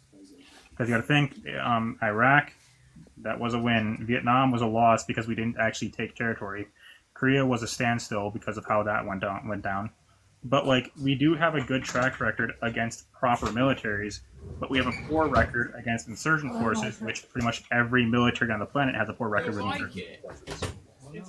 I mean, I would argue that like the insurgent aspect of America's aggression in Indochina was an element, but like the regular North Vietnamese army was a constituent factor. Because again, like it wasn't just that an insurgency, therefore we lost. Like America lost because America is racist. Like, Well, we the don't thing do well fighting against what actually non. lost us the war in Vietnam is the fact that we would regularly, go in and strike things in North Vietnam and blow What's things this up, we shit? but we didn't take them. We, the United States and South Vietnam, I we would would send in planes and other things to blow up like certain supply depots and military depots and whatever else. But we Don't wouldn't include actually me in take your the territory. settlers' decisions. Well, We blow that them and up, it's but like we wouldn't actually take we also them. have so a they could bad rebuild track them. record of while we're fighting wars that don't need to happen, propping up these governments led by unlikable douchebags. Yeah, Like that the is guy also who true. was running F1 can't say that. South Vietnam for a hot minute was a anti-Buddhist French want-to-be that like looked down on his entire population. So the idea Yeah. that like even that alone was going to blow up in our face to the point where Yeah, we South eventually Vietnam- took him out Can't let the ourselves French because have it wasn't something. working South for us. Vietnam was That's run by a Catholic authoritarian in Vietnam. Like South Vietnam was run by a Catholic authoritarian dictator. Makes that sense wasn't to exactly me. a winning strat. I'd just like to add that Australia was America's little Yeah, and like bitch, that and still alone is. would have probably Whoa, whoa, lost whoa, us the war on its own, aside from anything that anything Santo that Padre. North Vietnam was doing, because that was a war of ideas, and America didn't have any good ideas. Also, Ho Chi Minh was just also very charismatic and had a lot better ideas and had a lot better policy and actually inspired his troops and knew what the hell he was doing. We Hey, had he was Nixon. Chad as fuck, just like Che Guevara. We can all agree there. I mean, Che Guevara is just called Daddy for a reason. But anyway, It was a little bit like that. we had Nixon. We were not winning that. Oh yeah, real. Well, and again, like I was He saying, had dementia. when you have a fundamentally colonialist nation like America is, We're when you're going imperialist, up yeah. against a non-European opponent, a global South opponent, that level of superiority thinking and that level of like racial bias is going to make you an incompetent strategist. Because We also again, treated it a lot like we did with Japanese forces in the island. It wasn't exactly a good strategy. We didn't have a plan for how to do things, and we also didn't have a plan for stability after the fact. We were just working things by the day, and it didn't work.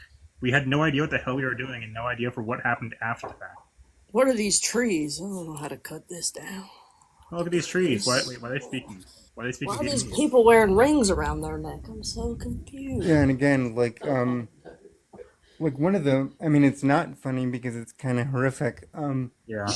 America came to believe in the whole like brainwashing thing that gave rise to like MK Ultra, because Yep. they couldn't conceive of captured American people like looking at their situation and like, for lack of a better term, cooperating with Northern Korean officers and being like, we don't want to be here. Yeah, it's like, I You're don't want to actually be here. What the hell? in a lot of ways better to us than our commanding officers. This is what we're doing. And then we, for whatever reason, didn't think China, who are literally right next door, would be like, oh yeah, you can like beat the snot out of our neighbor and we're not going to do anything. Sure. Oh, was while wrong we're with talking you? about that kind of thing, I just want to Also add just like something. the factor of like we didn't have any understanding of the cultural differences between the people there too, because when you go to Vietnam, it's not just one culture or two cultures. You have multiple different cultures. I mean, how like Hmong alone, I know was very distinct, and I know that because there's a lot of Hmong immigrants in my area, and friends with a few. So yeah, we didn't have any understanding of the cultures, languages, or anything else in those regions, and just completely didn't care. So we weren't winning hearts and minds. We weren't understanding people. We didn't give a damn.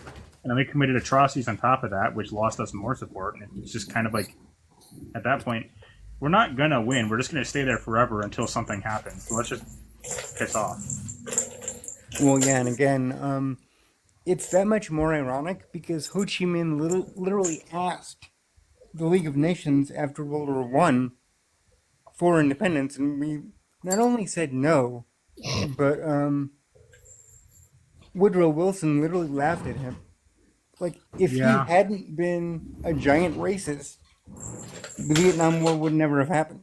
Wilson is literally the worst president in American history, and I will not. I will literally fight on that hill. I will unalive on that hill. Isn't it crazy how like people want self-determination? Like whole countries want to be able to decide how to live instead of having Americans and the English tell them how to do it. Isn't that crazy? Shouldn't they just listen? Ain't it fun? Africa is literally right? a continent of straight lines. Straight lines don't normally happen. Africa's countries were constructed by people who had no idea of the cultures, subgroups, and their histories, and just decided to take a ruler and say, we're going to draw this line here, that line there, and there you go. And then we're like, Yeah, oh, don't you I think wonder that's why they're fighting intentional over as there. I well wonder to why things are so cause? unstable. It's like because Jamie, can we pull up Isn't that that by map of design? Africa where it was just like basically like? Can we pull up colonial African map, please, from my 8th grade textbook? Right? Sludge, can we pull up that clip? Also, France still controls the I'm currency pretty of sure it's- multiple former colonies. That was by design, no? Like We got the Just- Portuguese, the don't French, worry, and the don't- English territory, the Dutch. well, you like don't even worry about which ethnic groups or whatever are living wherever. We Right. just like put these lines in right down the middle, And and look then what they're going to have issues. Of course, yeah. you would say Dr. Same thing happened in the Middle East. and look at King I'm Leopold worrying, of man. Belgium. Oh my God. King I mean, that was Leopold a of horrific Belgium. example Phew. because, like, didn't even Belgium ain't even having real. that was not a They Belgian speak colony. French, That that's was, not a that real was the king place. himself owning the Congo. Yeah, that was just his personal property. Belgium ain't real. That's some French Well, shit. no, Belgium is its own country and it has No. kings. It Okay. is real. I refuse. Funny But thing, actually. I know that it sounds crazy, I won't let them. That was but actually a funny thing. I mean, Belgium is basically Is you take like half of France and half of the Netherlands and make them be roommates. Like that's Belgium. In Flanders and Wallonia, yeah. But there's a funny Yeah, thing. kind in of, the yeah. Europe universe, in the Euro- and in and the give Euro- them good chocolate. Yeah, which like I don't again, know. Where's that that's an chocolate element coming of from? colonialism right there because Yeah, coconut trees aren't there you exactly go. growing in the Exactly. Alps. guys. We got the but chocolate belt, the coffee belt. Sorry, in I the wanted two to say fandom- something, but I don't know when to jump in. Sure, go ahead. So when you're talking about Vietnam and how, America didn't know that there were different cultures within the one nation. I think we didn't that's care. true of a lot of. Well, the thing is, like, I grew up in the 80s and 90s in Australia. I finished high school in 1993, right? And my education was pretty shitty when it comes to history and when it comes to like cultures. We were just brought up to think that one nation meant one culture for real. But then Yeah. at age 8, the In a year place after I like finished, that, We were taught that too, Yeah. and then I learned later on that's not the fact. yeah, yeah. And then when I finished high school, I went to Japan for a year on exchange. And I was shocked because like 3 months in, a teacher asked me if Australia still has the white Australian policy, and I'd never heard of it before. And I'm like, Oh yeah, that. no, I didn't even know. Oh yeah, what it was that? It was like, what? I learned about that when I Um, was 19. Outside Yeah, of I school. was 19 too. Yeah, same. And I I'm knew they Australian, had and cowboys there, so I know shit was racist. They had a policy of apartheid. Yeah. yes, and They it also still had Chinese continues, although not slaves. officially. I mean, every. Oh, British we colony. also had Islander slaves and Aboriginal slaves, but that's Yeah, something that we're Aboriginal not slave- ready like to admit. basically, Australia has a lot of parts of Africa that just kind of drifted off from Pangea, whatever. Everything spread out. So black people ended up in Australia. Yeah, And yeah. then they were Indigenous people treated have the been in same Australia as. for, well, kind of, but so Aboriginal people, Indigenous people in Australia have been here for about 70,000 years. Yeah, it's like the oldest They have civilization fucking ever. Yeah, they have stories about the ice melting and stuff. But what I wanted to talk Yeah. about a little bit, because I went to Japan, I had a really interesting experience of being a white person and a minority, and like one of my Exotic. first teachers in high school over there had been a POW in where's that shithole? In Russia, not Russia, Serbia? like no, Russia, but like the really, really cold part. Siberia. Yeah, he'd been a POW in Siberia. My great uncle had been a Japanese POW in Papua New Guinea, and then later on, I met a woman, and her father had been in Burma in the Japanese army and been taken prisoner by the English. So I got to hear some interesting stories, and I think, was it Finn who was saying, like, learn stuff, and like hearing people's stories Yeah. is just amazing. Talk to I had people, a bro. few, I had a few Yeah, interesting that's stories all. I just passed wanted on to to. me. Talk to your Sorry, Yeah, what was immigrant that? especially because coworkers, the everyone. American model of war fabrication depends on the enemy simultaneously being too boring to learn about and terrifying. Like you need to be not interested in them and terrified of them at the same time. I just got reminded of Yeah. when I was in Indonesia. I learned a bit of war stories from the people who lived there because my Oh girlfriend yeah. at the time, her family was Yeah. personally affected by it because they were Chinese immigrants to Indonesia, and Japan kind of invaded that area and took it. So her grandparents actually did have interactions with Japanese soldiers. One of them actually got hit in the head so hard by a rifle butt that she went deaf permanently. And another one was suffering from weight-face dementia, and when she saw me, she thought I was the American soldier that saved her life. Jesus Christ. Wow. Yeah, because I was the first white person she'd seen in 50 years. Yeah. Also, Wow. Well, Holy Indonesia shit. Indonesia has go on. a museum of like their history and like their Independence Day, and specifically showcased in the museum is when the people who are the partisans in Indonesia rose up and decided they weren't going to wait for Britain to maybe give them freedom after the war. They're going to take it right then and there. And they were so brutal that the British and Japanese had to work together to survive.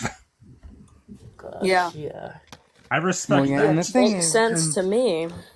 and my thing is, I don't know if this is, I don't know if this is an actual book that exists physically outside of the audiobook, but there's a book I listened to. Shit, what was the name of it? But it's basically the history of Japanese intelligence services from 1850 to actually it was like 1900 to 1980. And it's really interesting because hearing the post-war history, everybody knows about Japanese military basically being mothballed and like gradually brought back as the defense force. But when it Yeah. came to the intelligence service, because Cold War and they're literally right next to the Soviet Union, the at least domestic portion of Japanese imperial intelligence was basically left entirely alone and basically just told, we won't prosecute you for anything you did during the war if you hand over everything you have on the Soviets. Oh, are you talking about like the medical tests, the so-called medical tests that the Japanese Well, that and their did? actual, That was a that different one, but yeah. specifically, and their intelligence services, like their actual like spy networks. Because Yeah. America, like you would think the first thing they would have done would be to roll up the entire imperial network and like imprison everybody. Not only No. didn't that happen, a lot of those people are still in politics in Japan today. Oh, Yeah. I know, and I know Yeah. why. You know why, right? Because again, Go. it benefited America in exactly. in the Cold War. Plus, like, we never really cared that much about what Japan was doing to Asia prior to the attack on Pearl Harbor. Yeah, Like, because we there were a basically saw lot it of as Asians people doing things in to America Asians. in the 1920s, for example, Because they were Asian, so who you looked know at they don't really count Japan anyway. and were like, good on Pretty you. fucking much. Yeah, but I just want to say, like, my background is in classical Japanese literature and culture. I did all of my university studies in Japan in Japanese. Okay, so that's why I've had some interesting experiences.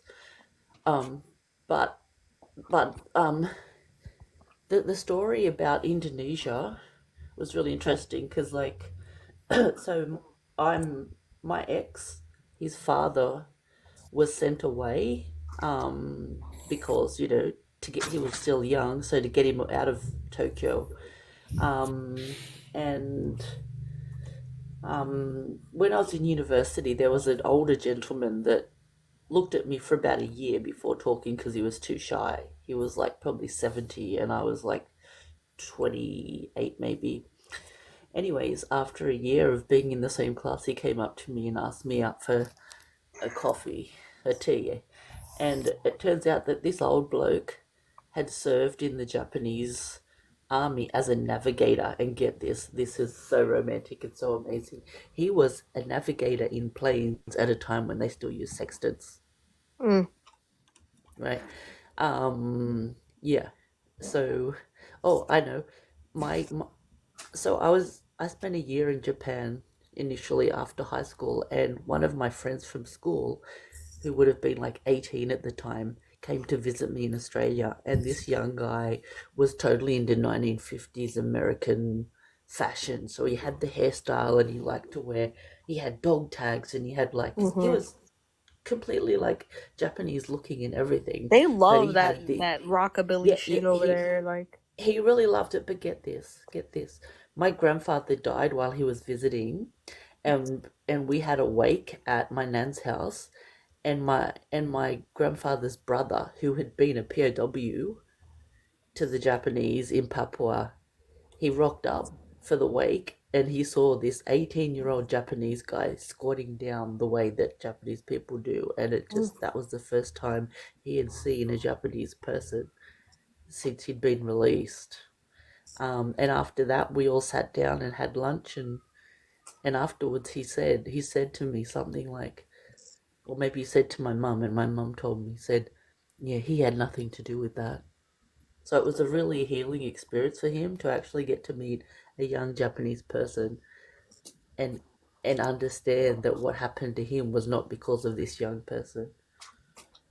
Yeah. Well, and the wow. thing that's interesting about, like, right now, with everything that's going on, and specifically with Japan, is they have an upper house election coming up in July, I want to say. And there's been a very bad rice harvest in Japan, and the government is like massively fumbling the bag here. Like, they're not doing well. Hey, your And rice is gonna be late. Just send a little email out, man. No, well, it's that, a, and it's they're a really specifically bad thing. they're distributing old rice, like stuff that was basically in strategic stores for like emergencies, which, like, good that The you have government that and it's like rice. feeding people. But a lot of like everyday Japanese people are like, you should be better prepared than this, They're not especially because stupid. unlike the US that gives like subsidies for like not growing a crop, the central government in Tokyo basically just told a lot of farmers to just grow less rice. The problem with that is when your predictions for general rice production don't get met, and you weren't growing as much as possible to begin with, and you get a bad harvest, it's a lot worse than it otherwise would have been. So, Behold, the truly oldest profession. I mean, And yeah, the like, most exploited. But it's really integral to the identity in Japan, and that's why it's so important. It's the And integral to that's why it's fucking important. everybody, man. Fuck. No, I mean, it's like if you don't have agriculture, You can't feed people? yeah, if you it's not can't feed agriculture, people, it's you're You're particularly expected to feed rice. other people too? That's insane. And Because that's it's with rice for the cur- TV and that's dinners, with the man. current issues because, like, yeah, Shinzo Abe is no longer with us, either on Earth or in politics. But like his party, the DLP, is still technically in power. They're kind of already in hot water domestically because they're pushing back against the idea of Article 5 in the Japanese Constitution, which is basically saying we don't have a normal military, we don't engage in warfare with anybody for any reason outside of like physical invasion. We're going to do something, and the current Japanese Prime Minister, from what I understand, is basically the former like defense minister, which already for a lot of people in Japan, because like any move towards normalization of their military is very unpopular with most Japanese. I'm not surprised.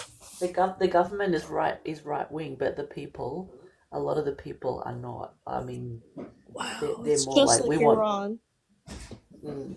Well, and Yeah. again, outside of like political ideology, like they have living proof. Like Japan is one of the most long-lived nations on earth. There are enough people who survived the war still around in Japan that if anybody like our age or younger started to be like, you know, maybe having a military wouldn't be that bad, Oji-san can rock up and be like, let me tell you different. Nah, watch Berserk if you believe this. And like that's the thing. So like we have a lot of shifts coming, especially with Trump's tariffs. You had negotiations between Japan, China, and South Korea. Like I never once saw that happening in my lifetime, and Trump just made it happen. Like, What was that Godzilla movie with the three-headed motherfucker? Because, like, that's what's happening right now. yeah, and that's the thing. Even outside of armed conflict, America can't maintain the way we do things because the way we do things is based on other people perceiving us in ways that they just don't anymore. Like So especially racketeering. if America keeps pushing with China, I don't see Australia, for example, even with AUKUS being like, oh yeah, Why US would they? drive They us have all into their another own Vietnam. resources and shit. They don't need anybody. They don't need to be dependent on fucking anyone. They're good. They got steel, more steel than fucking Mississippi had. And like that's the thing.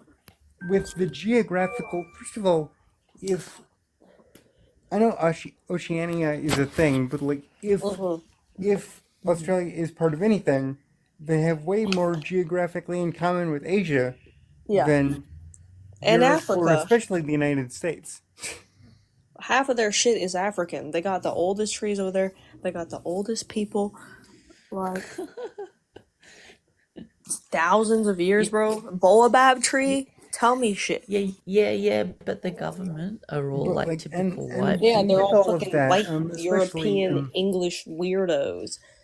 They fucking sent a bunch of Irish slaves over there thinking they would get murked the fuck out by fucking tarantulas and shit, drop bears and whatnot. and the thing is, the only way this But- could be worse and that didn't for- happen because Irish people are tough. The only way this could be worse for like Australian politics is if Scott Morrison was still in charge, because that guy was a complete you know about doofus. Scott Morrison's or Scott- Morrison. It's like He wasn't even what do you funny. what at do you least mean? No, he wasn't Most of the even country is on fire, entertaining. and you went to Hawaii. he was a Pentecostal. Like that was Bond villain shit. Satire, whereas Morris Gum was just scum, and Turnbull, who got rolled, Turnbull was just I guess like a fake liberal even. Yeah. Like he's and this really irks me as a person. Eat a whole bag of dicks, man. Yes. I think that much like the UK, Yeah. it might be called a Labour Party, but it's mostly in name only. Like they're better off than like ScoMo. It's still and better Hizbut, than what the but, fuck like, was happening before. They're not really pro-Labour in the classical sense. No, yeah. That you guys know anything about Australia, like Well, politics, me because- personally, I'm a little bit of a weeb for Australia, but I'm not gonna You're try a my streeb, accent. are you? No, I would do like an Australian accent as a joke on here sometimes, and he'd be like, "What the fuck?" Oh, really?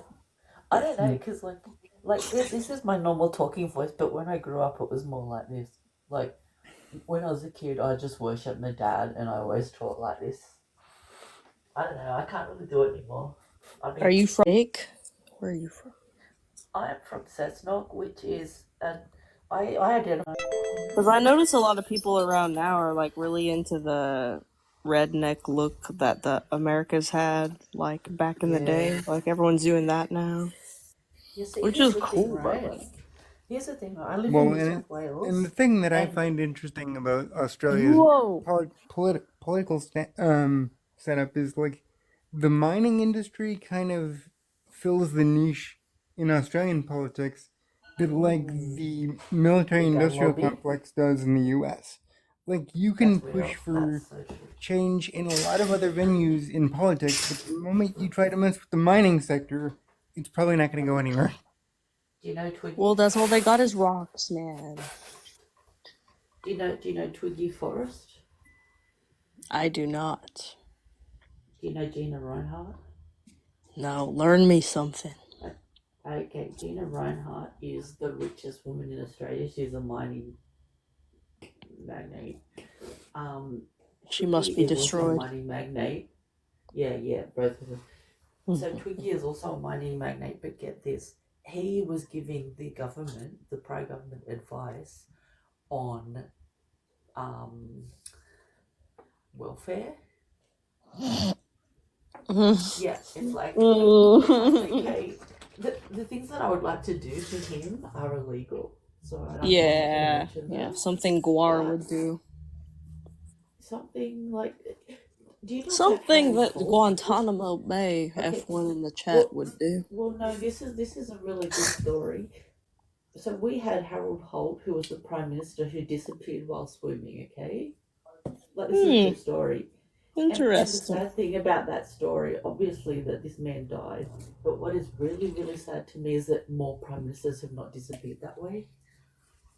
Like, we Yeah, have sharks I'm here, gonna we pop have off, guys. jellyfish. exactly. You could take him anywhere to where Peter Jackson made his movies and nobody would even notice. No, it's part of the set for Pirates of the Caribbean. Ugh. I'm just saying. I'm just planting seeds, man. Well, what was I going to say? It's something I wanted to tell you, and I got. What was Take a it? body and dump it in Wankaretta. Nobody's gonna fucking care. I mean, we've got bushfires, we've got Take him to sharks, Gonna we've got. Gonna. There's so many. We've got Take him crocodiles. to Alice Springs. No one's gonna Oh, care. I know what I was going to say. New South Wales. Okay, here's the thing about the rednecks in Australia. Okay, Yes, please. so okay, so I live in New South Wales, and so we have state laws, and we also have federal laws, right? Yes. Okay, so the state laws in Australia have become more authoritarian, and I know this because I started demonstrating in 2015 when, quote unquote, regular mums and dads concerned about Muslims started Yes. doing stuff, right? And so what I Yeah. found it was a few years back, not that long ago, that police move-on laws became stricter. But unless you're an activist of some form, you probably wouldn't notice. And people started to notice that we were losing freedoms when COVID lockdown. Oh no, I can't go out and do what I want. I can't visit my friend in another state. And suddenly they actually gave a fuck, but only because it affected them. Right? There's a trend here. So yeah. And I believe that that's like my cousin. My cousin is a conspiracy theorist, and Great. she didn't want to get vaccinated. She nicked off to Thailand, You just gotta and drink then piss. It's fine. anyway, I'm vaxxed to the max, and anyone who Vax. says anyone who says autism to me, I'm gonna say, yeah, I need to get my booster for my autism. Yeah, same. I know people who've It's never been like vaccinated. They're the most autistic people I've ever fucking met in my life, dude.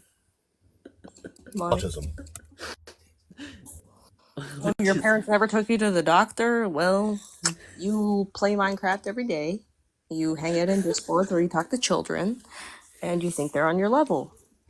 Oh my god, my dad is autistic and he won't accept it. But anyways, I love meeting autistic rednecks here because I'm in the Rust Belt, man. Like, I love meeting guys who are like, oh, this was never a problem back then. It's like, why do you make lasers that, why do you make saws that cut metal as a hobby? How do you even, that's all you just wear t-shirts and do this? I love finding autistics in the wild now because the young ones Yes. accept it, and I'm just like, oh hey, are you autistic by chance? Oh yes. We I've need been to start, diagnosed for 3 years now. we need to start a subreddit called Hunting Autistics. For No, just like finding I them. just call it finding my people in the wild. That's all. Literally. We need to do this. It's like, I'll make you a mod. okay. Let's go. Listen, actually, here's the thing. I'm only semi-diagnosed, and so I'm. They told me when I was a toddler, hey, something wrong with this dude. Yes. Yeah, but when were you born? I was born in 75. They didn't know 96. autism was a thing. Yeah, that's the thing. But even then, in the 90s, they weren't even about to say they were telling my mom I was autistic, and she was like, I don't want that. So she like didn't sign the papers or something. I don't know. The shit But got my child in is America. not Shit's Rain fucked. Man. But my child's different to Rain Man. It can't be true. No. So right now I'm And then focused now I talk writing to a my mom, and report. she's like, I am autistic. Yeah, my mom probably was like, all this shit, like it's passed down. That's good. Yeah, that's good that she's accepting. My mom was More like, accepting. My dad not so much. my father was an Iranian man and a Scorpio. I don't know if that matters to anybody here what man? witnessing this, Sorry. but he was horrible. man? He was, my father was an alcoholic jock from Iran, and my mother was just an unsuspecting Midwestern white woman with red hair. And so, at a dive bar, they converged, and here I am. Interesting. Did you grow up with And both of them though?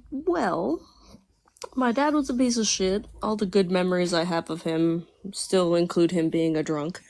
And my mom tried to shield me from this. She did prevent me from getting bad touched a lot, but there was nothing she could do. I still got dad touched. That is just what happens when you're a female, I suppose.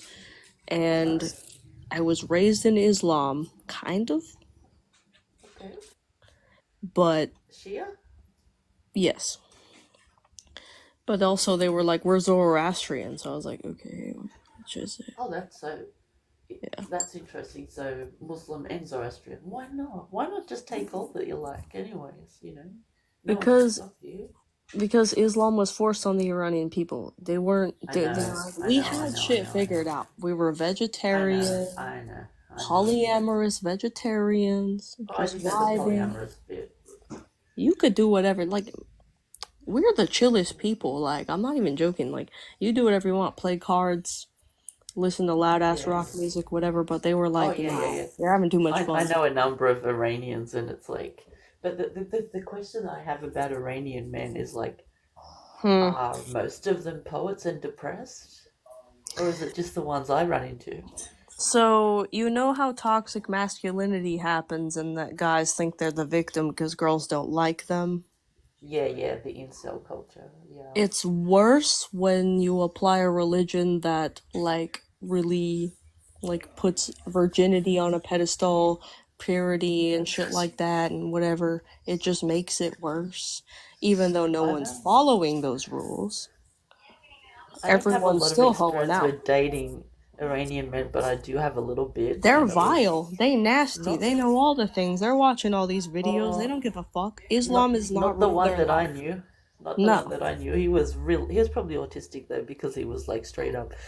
You know, we met for coffee, and he's like, "Do you want to come over to my place?" I'm like, "For what?" And he's like, "Dessert and sex." And I'm like, "Wow, this is refreshing." He's refreshing. I've dated an Iranian man before, and he was like, "I think we should have sex tonight." It was like a scheduled thing. Like, it was just like, but like I fuck with it. Like, I'm a ace person. I don't really do that type of thing. I don't really like it. But he was like, you know what? I think we're vibing really well tonight. I think we should take it up a notch and whatever. Like, you know, it's just Oh my god, that's like okay. If you're ace, that's really awful. I'm sure, but I'll do no, like, cause it's like a bonding activity, like playing video games together. You know, in my mind, at least he I'm was a honest. gray ace person. Yes, it's Like what I really hate is like I went on this date with this really hot looking guy, not Iranian, but anyways, he was so really he wasn't hot that and hot. he was really interesting. No, he was this guy was gorgeous, but he wanted all of the goodies and none of the responsibility, and I'm like, Yeah, most no, of them are like that.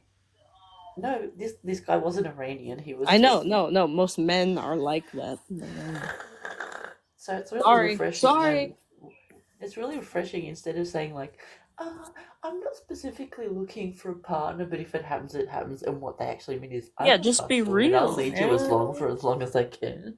If we got chemistry, I'm down for whatever. Like, I don't give a fuck. Like, I'll do. Like, I get the point of doing it. I'll do it. It's just like another activity. I don't know. Sorry. This whole call got weird, guys. Well, I think we should have private conversations. I think. Yes, you can DM me. You can Discord me. Okay, Because I'm gonna go over there. Yet, but All right, I'm back now that I can yeah, reach okay, my cool. computer. Holy shit! I was just bonding with your Australian friend here. It's 7:30 a.m. here, and I'm now dressed because Jesus. it's winter. Not only is it 7:30 a.m., it's also She's up winter. at a sparrow's fart. No, it's just very, very late. I haven't actually slept. It's late is crazy. Well, I wasn't able to sleep, and so here I am at 7:30 in the morning. You're gonna leave now. Oh, I think I'm My- gonna do some art. I've got. my have to know laptop what is you're doing. angry. No, my God. Why? It is Did you hot, sleep hot. till 10? No, you guys have Of been having course, I spicy plugged mine conversations into in a here, and it is now car. hot as hell. Oh, wait. What It's is our winter fault. like? Please tell me. It depends on which part of the country you're in. In New South Wales, like yesterday, it was cold, but it was sunny, so that was quite nice. When it's windy, it's not. And yesterday or the day before, it snowed in Canberra. No Of snow course. where I am, but it snowed in Canberra. Ski resort Meanwhile, time. meanwhile, in the northern part of Australia, there is no winter. You've got time when it's hot, humid, and rainy, and time when it's hot, humid, and not rainy. Sounds perfect. And then there's Tasmania, where it's even cold in summer because it's so close to Antarctica. Mm-hmm. So it's a continent, you know. I Australia could is be a continent. Tassie, no problem. Yeah, it depends what you like. I'll fight off the Eshays. Well, Have a Melbourne machete. is really nice. My brother lives in Melbourne, and I would say it's more cultured than New South Wales. I'm gonna go. Sludge, let's go to Australia. You shouldn't spend the last of your days on this shitty continent. Let's But you fucking should also go. come to Newcastle, where I live, because this region, the Hunter I want to go to region, that we've got. McDonald's. Unfortunately, Macca's. I can take you there. Macca's. unfortunately, I have more hope for the future and more love for humanity than to just leave this shithole without at least one person willing to do what needs done. I'm willing. Ooh. Loon, let's go. We're going to Australia with Sludge. So there. Well, the thing is, like, Newcastle is seriously nice because we've got multiple beaches. Like, just in Newcastle itself, we've got the harbour, I'm going. port, and the entrance to the port is a river, and tugs take the ships out to sea. So you've got Nobby's Beach, you've got Newcastle Beach, you've got Bar Beach, and then you've got Merriweather Beach, and that's just one part. If Come you head in the other on. direction, no, seriously, if you head in other directions, Wait, you've let's got like go. another 5 maybe beaches. Plus, we have a lake. It's not fresh water. It's actually a big inlet from the sea, and it looks You're like a selling lake, this but it's way too connected to the hard. sea. No, These no, tropical I'm not people, serious. man, they know how to sell their That's not. clothes. I'll I'm tell you what. going. It is winter. It is winter. It is I don't cool right care. now. I'm going. No, but Newcastle's seriously nice. That's why I can't move I'm away getting from out it of here. now. Let's There's also fucking go, Squeed. Let's go to Ayers well, Rock, man. Let's fucking go. Unfortunately, been as up I that way. stated, I'd like to go up that way. I have too much No. hope for the future to fucking dip out. Yeah. Plus, like, I want to make sure that Just visit. the remainder of my existence is spent finishing out my mission, which is burying the last Hey. Nazi. You're going to Wow. figure out your purpose when you gaze Wait, upon how old are you Ayer's now? name and feel the dream time. How old are you, if roughly? I'm 37. You're coming with me, man. We're gonna go And see you think that Ayer's you're gonna rock. live long enough to get to kill the last, or to see the death of the last Nazi? Good We'll luck get to with Oh, kill a I Nazi more realistically definitely do. in Australia because they're fucking everywhere. I definitely Let's do. go. Actually, I don't use. Okay. I definitely do okay, believe that yeah, I will you be know, able to I bury don't the use. last Nazi. Well, that's awesome because I don't use my full name on social media anymore. I use Kate. I don't use my last name after getting some nasty messages from white Oh, suits. that's crazy when people use Facebook for their real identity. That was always weird to me. It's like you're just putting your shit out there. Where you work, where you go to school, everyone you know, your family. I wasn't that Public? bad, but once I started getting into activism and stuff, it just was no longer safe. Exactly. I don't tell anyone any shit about me or where I'm at or for what reasons. Yeah. Unless they are trusted, of course. But Yeah, same. I got shit to do, man. They can call me Kate, and like on TikTok, I'm Kate Flix. On Facebook, I'm Kate Kunoichi. I'm gonna call you Kimbo Slice. No, you can call me Cat. Kitty Cat Slice. Cat Slice. Cat That Slice. sounds graphic. Actually, I get called Cake. No, I have kids that call me Auntie Chocolate Banana Cake, and then I know a random guy. I've known him for like almost 10 years, and he calls me Cake because it rhymes with Kate. Hey, Keiko. Keiko. Literary Loon fell asleep. Loon, wake up. Where do you get that sleep thing from? Because it eluded me. Well, I I've been looking for that sleep shit last for night and years. This motherfucker been traveling aeons, swimming across seas to find it. Well, Not even a this has joke. been such an awesome live. I was just trying to provide some epic lore. Just run with it. God damn. Not even a joke though. Like, Yeah, it really felt like that, actually. yeah. What if I think Morris comes over your way, so what if he since Elon Pilon is no longer in with Orange Man Baby, I'm still maybe gonna Orange get rid Man of him. Baby. F1 in the maybe top. Orange Man Baby and Morris Scum can be lovers. Or whatever. I will get rid of that man. Which one? Both? Yes. You do The answer is both? yes. Yes. That's what I wanted to hear. I mean, if I can pull it off, but I think I'm gonna go down like Nassim Agdam, F1 in the chat. Maybe you F1 in should the just chat. invite them to I'm the saying this Northern Territory. comedically. Just This is invite for them to the entertainment purposes only. The Northern Territory.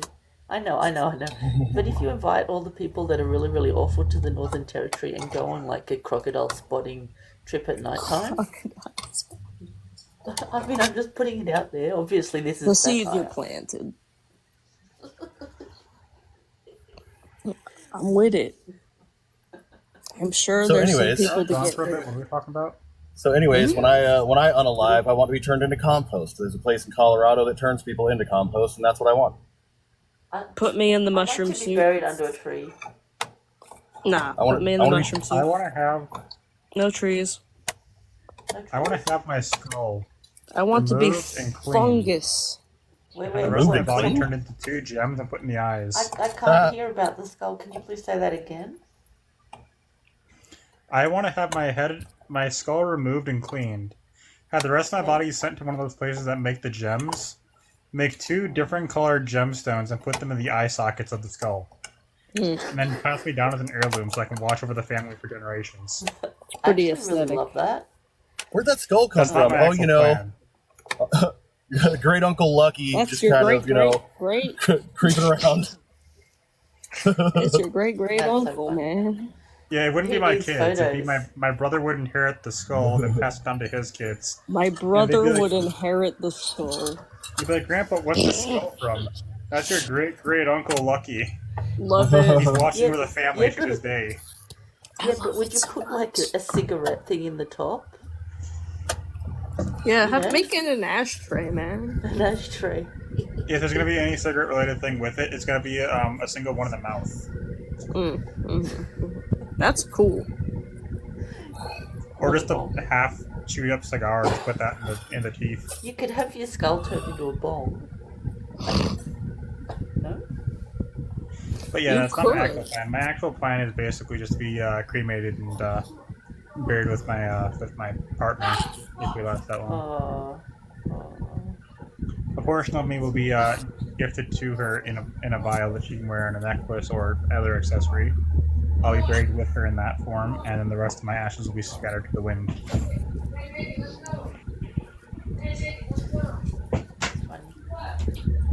I'm gonna go soon, but is there any way I can get an invite to the next live or the next one after that or whatever?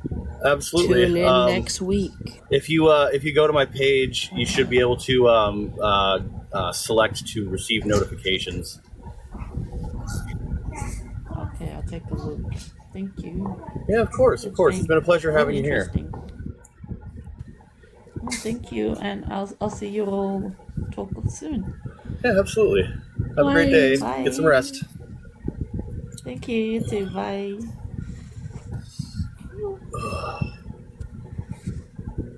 Fuck, it is too warm. Yeah. I've been up for a very long amount of time, and I don't even know when I slept last, and I don't feel tired.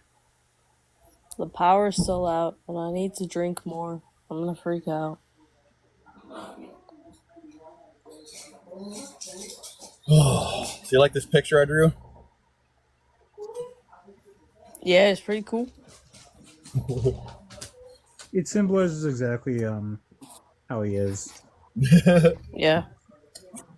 He posted the freaking Bomb Iran song, like music video, on his Truth Social. Like,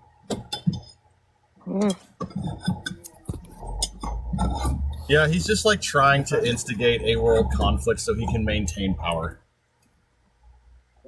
yeah, because you can declare martial law in some instances if America is attacked on U.S. soil. Yeah, and Ain't nobody attacking the U.S. and wartime. Well, I think there's going to be a false flag about it, honestly. But Well, fun Yeah. thing. Anonymous released files that stated that the U.S. actually had a false flag operation planned, and it was going to frame Iran specifically in that false flag operation. Yep. Anonymous released files from the CIA stating this. Yep.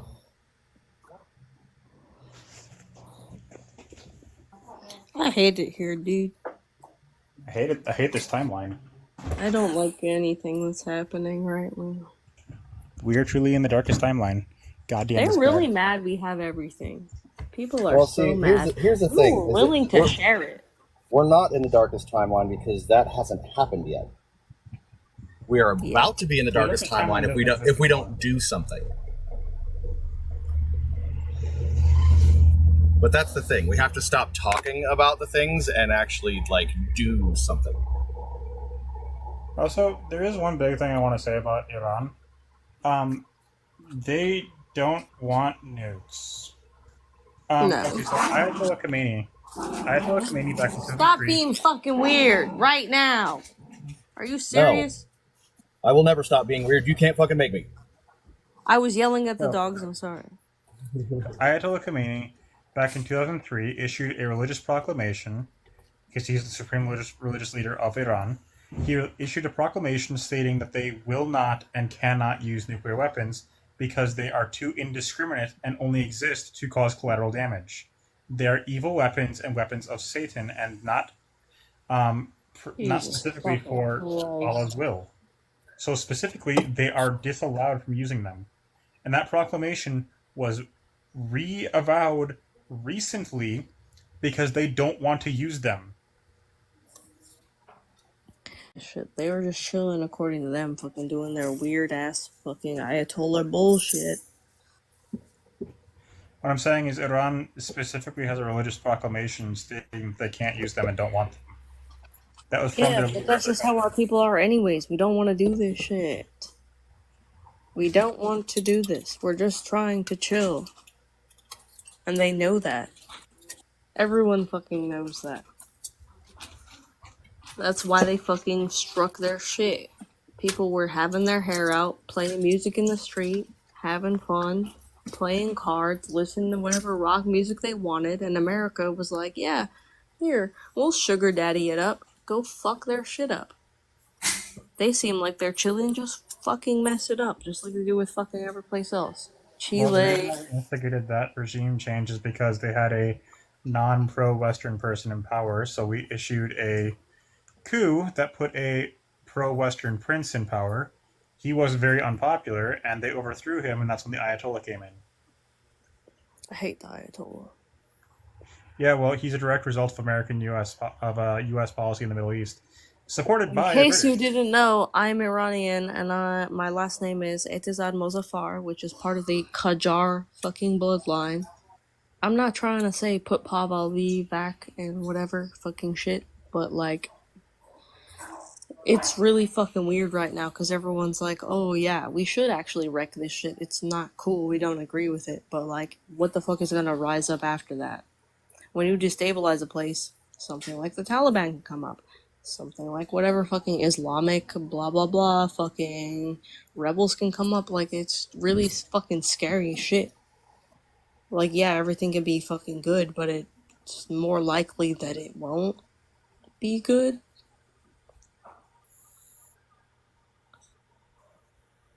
Sorry for fucking rambling and shit. I'm just like all fucked up after the thunderstorm and shit, but like, No, you're good.